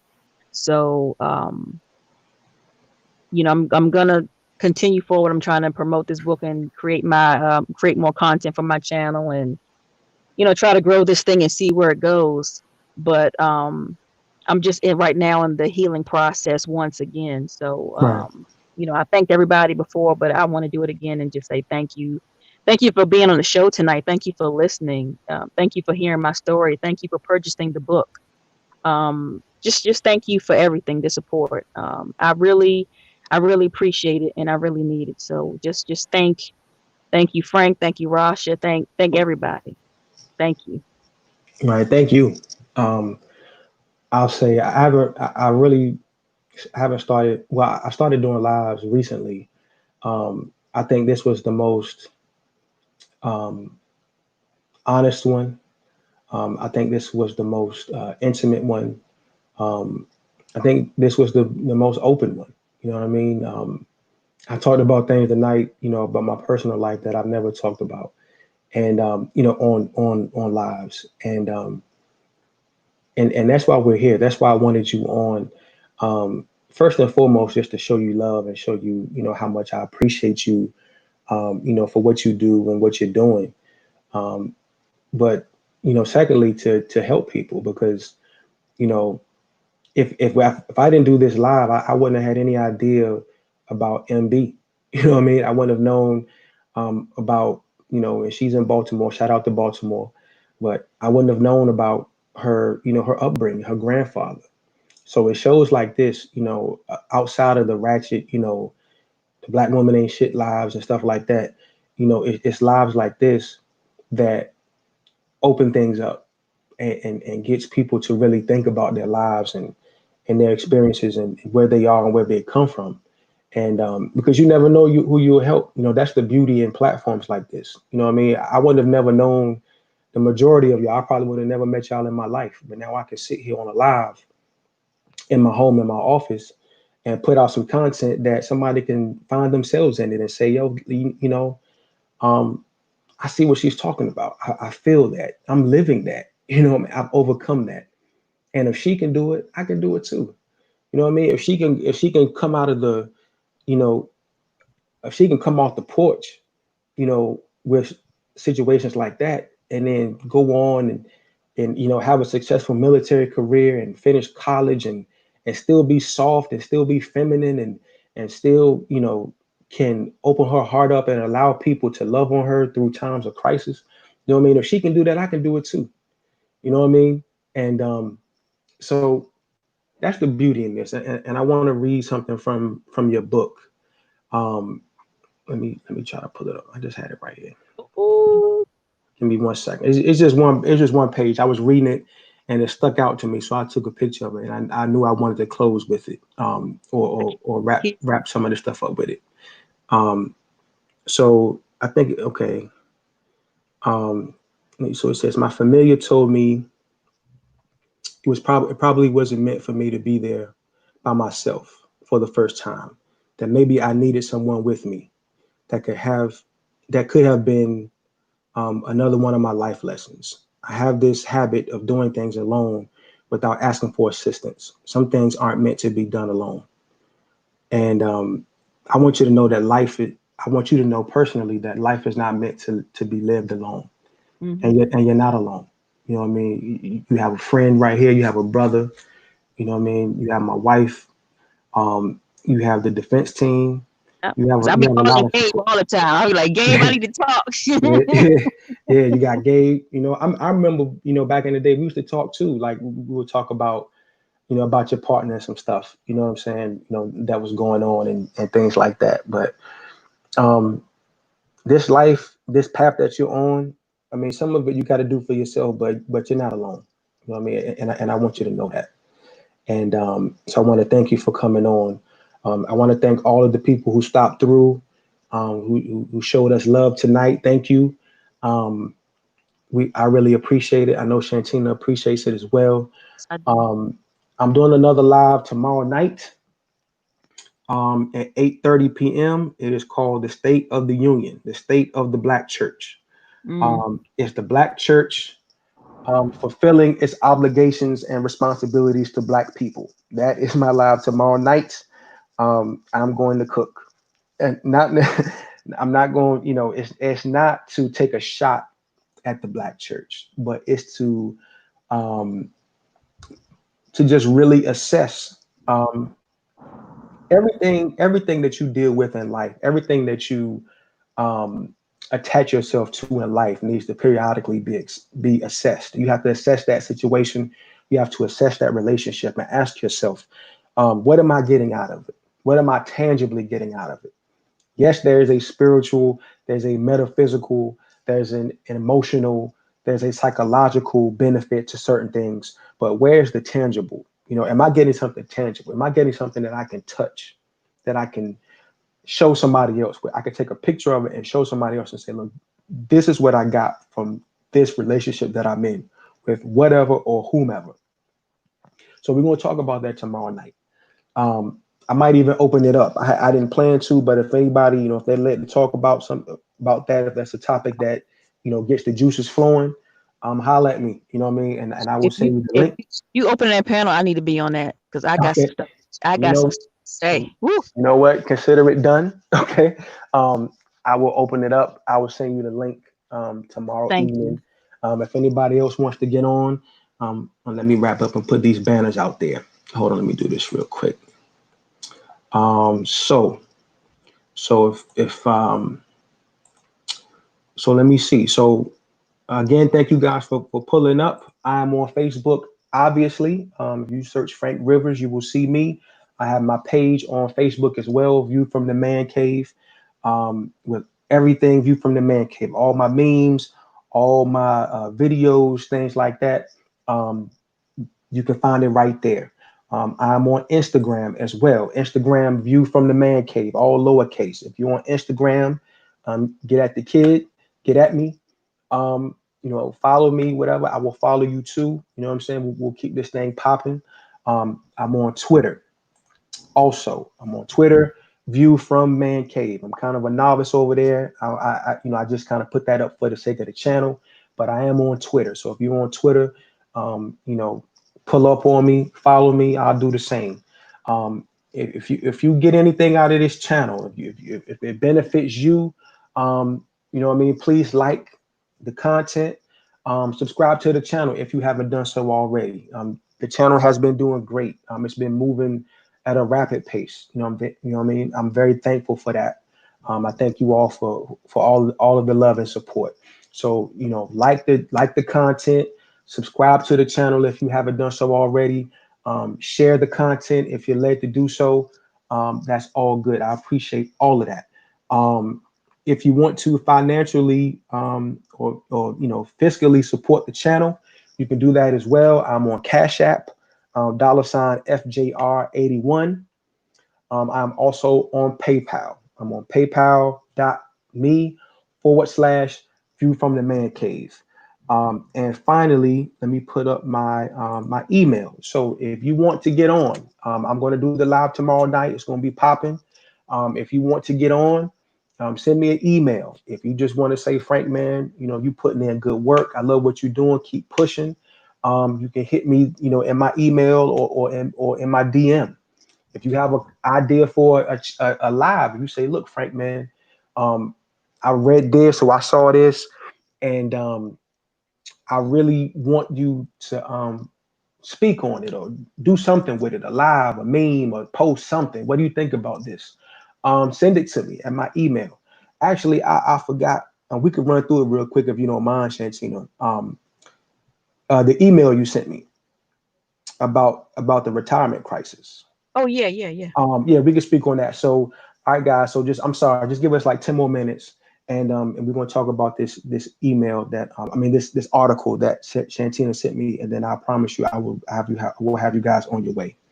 So Shantina sent me this article from Forbes.com, and it was talking about the retirement crisis facing African Americans. This probably is a whole live right here, but I'm just going to speak on it. We'll speak on it briefly. So the article kind of talks about that as far as retirement savings, um, there is a huge disparity between white families and black families. That basically the whole gist of the article is that um, because of racism and because of certain situations and because of us living beyond our means and not thinking long term as black people, um, the majority of us are going to hit a retirement crisis as African Americans when we get older and when it's time to retire. um, we're going to be in some shit. Basically, that's what this article is saying. The majority of us are not prepared for it. The majority of us are not preparing for it.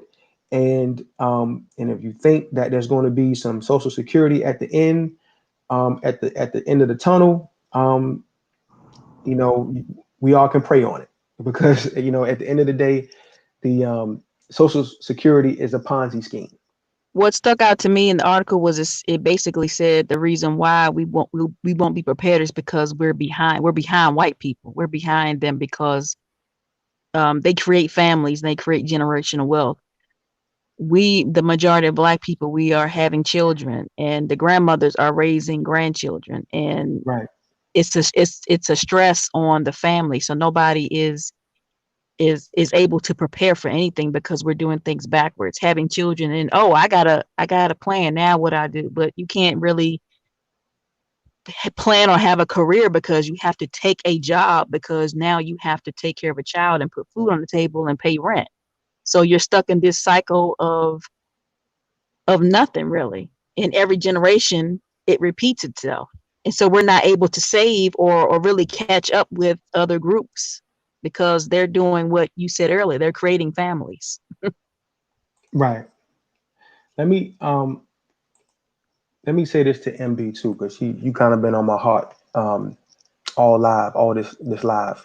Um, Maybe you and Shantina should trade info. You know what I mean? If Shantina, if you cool with that, maybe y'all can um, you know, get each other's emails or something. Y'all can kind of connect or whatever, because y'all have Need y'all a stories mentor. are right. Y'all stories are very similar, and I think um, we need that, man. You know what I mean? If somebody is dealing with the same thing I'm dealing with, um, then I know that I don't have to deal with that alone. And if I, on this platform can facilitate two, beautiful, amazing people coming together and dealing with some of the things that they've, had to deal with over the course of their lives, then I've done my job as a content creator. You know what I mean? To help people um, better themselves, because that's bettering me. We're all learning, we're all growing and building. So if y'all want to do that, that's, you know, if, I'm gonna leave I that up to y'all. can't type But my email in the okay, chat. yeah, I'm on my phone. I'm on my okay, phone in my car on the side of the road. So I got you. I'm gonna put it in. I'm gonna put it in the chat right now. Hold on one second. Um, so MB, this is primarily for you. I want all y'all emailing my sister like that. But funny. but so I'm gonna put the email in the chat right now. And so you reach out to her, man. You know y'all email, and you reach out to her, and maybe y'all can just build and you know and do some things. But so you see, all right. So I just put it in the chat, MB. So here we go. It's her first name, Shantina dot Spencer at gmail.com. So there you go. So boom. Um, let them tears out, man. Stop fighting that. You know Yeah, what I'm let saying? it. You gotta let that out, man. Let me tell you something about tears, man. Tears are good. You know what I mean? Tears are a good thing. You know what I mean? It's okay to cry.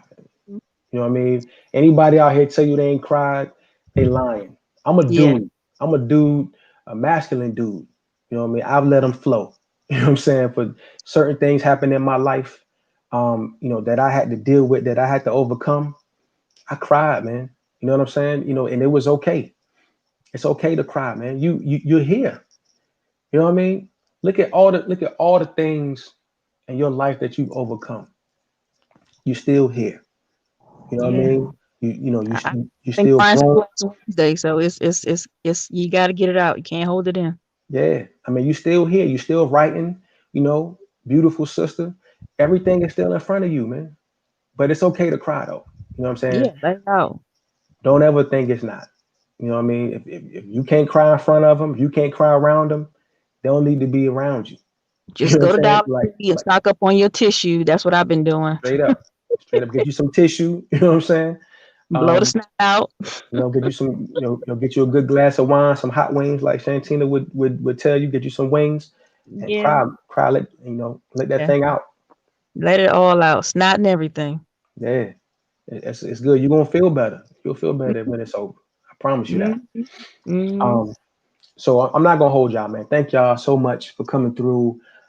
I love y'all. Hope to see y'all tomorrow night. We're gonna chop it up. I like to do 2 lives per week. Next week, I do have one live schedule for Tuesday. We're going to talk about, I'm going to get a sister from Atlanta. She's a real estate agent. So we're going to talk about gentrification and how we as Black people can take advantage of this current housing market. You know what I mean? It's going to be called the onus of ownership. That's what we're going to talk about next week on Tuesday. I actually, also next week, I'm trying to get the second live scheduled. I got a brother who works for MPD, for the Metro Police Department, and he was the brother. He was in the news. Um, he was a police officer. He was downtown during the protest, and he took a knee and started protesting with the civilians. He's a police officer, young Black brother, very intelligent. I reached out to him. He wants to come on for a live, so I want to talk to him too, just about being on the inside, being on the other side of the protest and all of that, and just talking to him about some things that we can do on our side, to make things better for ourselves and our community. So he's down for that. We're just working out the date and time. I mean, well, the date. So y'all stay with me, man. I promise y'all stay with me. Y'all hang in there. I'm gonna give y'all good content, man. I promise you that. You know what I mean? If y'all are faithful and come through and chop it up with me, it's only right and it's my responsibility, to give y'all some good content. So I promise to do that. So on that note, I love y'all. Thank y'all. Y'all have a good night, and hopefully I'll see you tomorrow night, 8:30 p.m. Good night.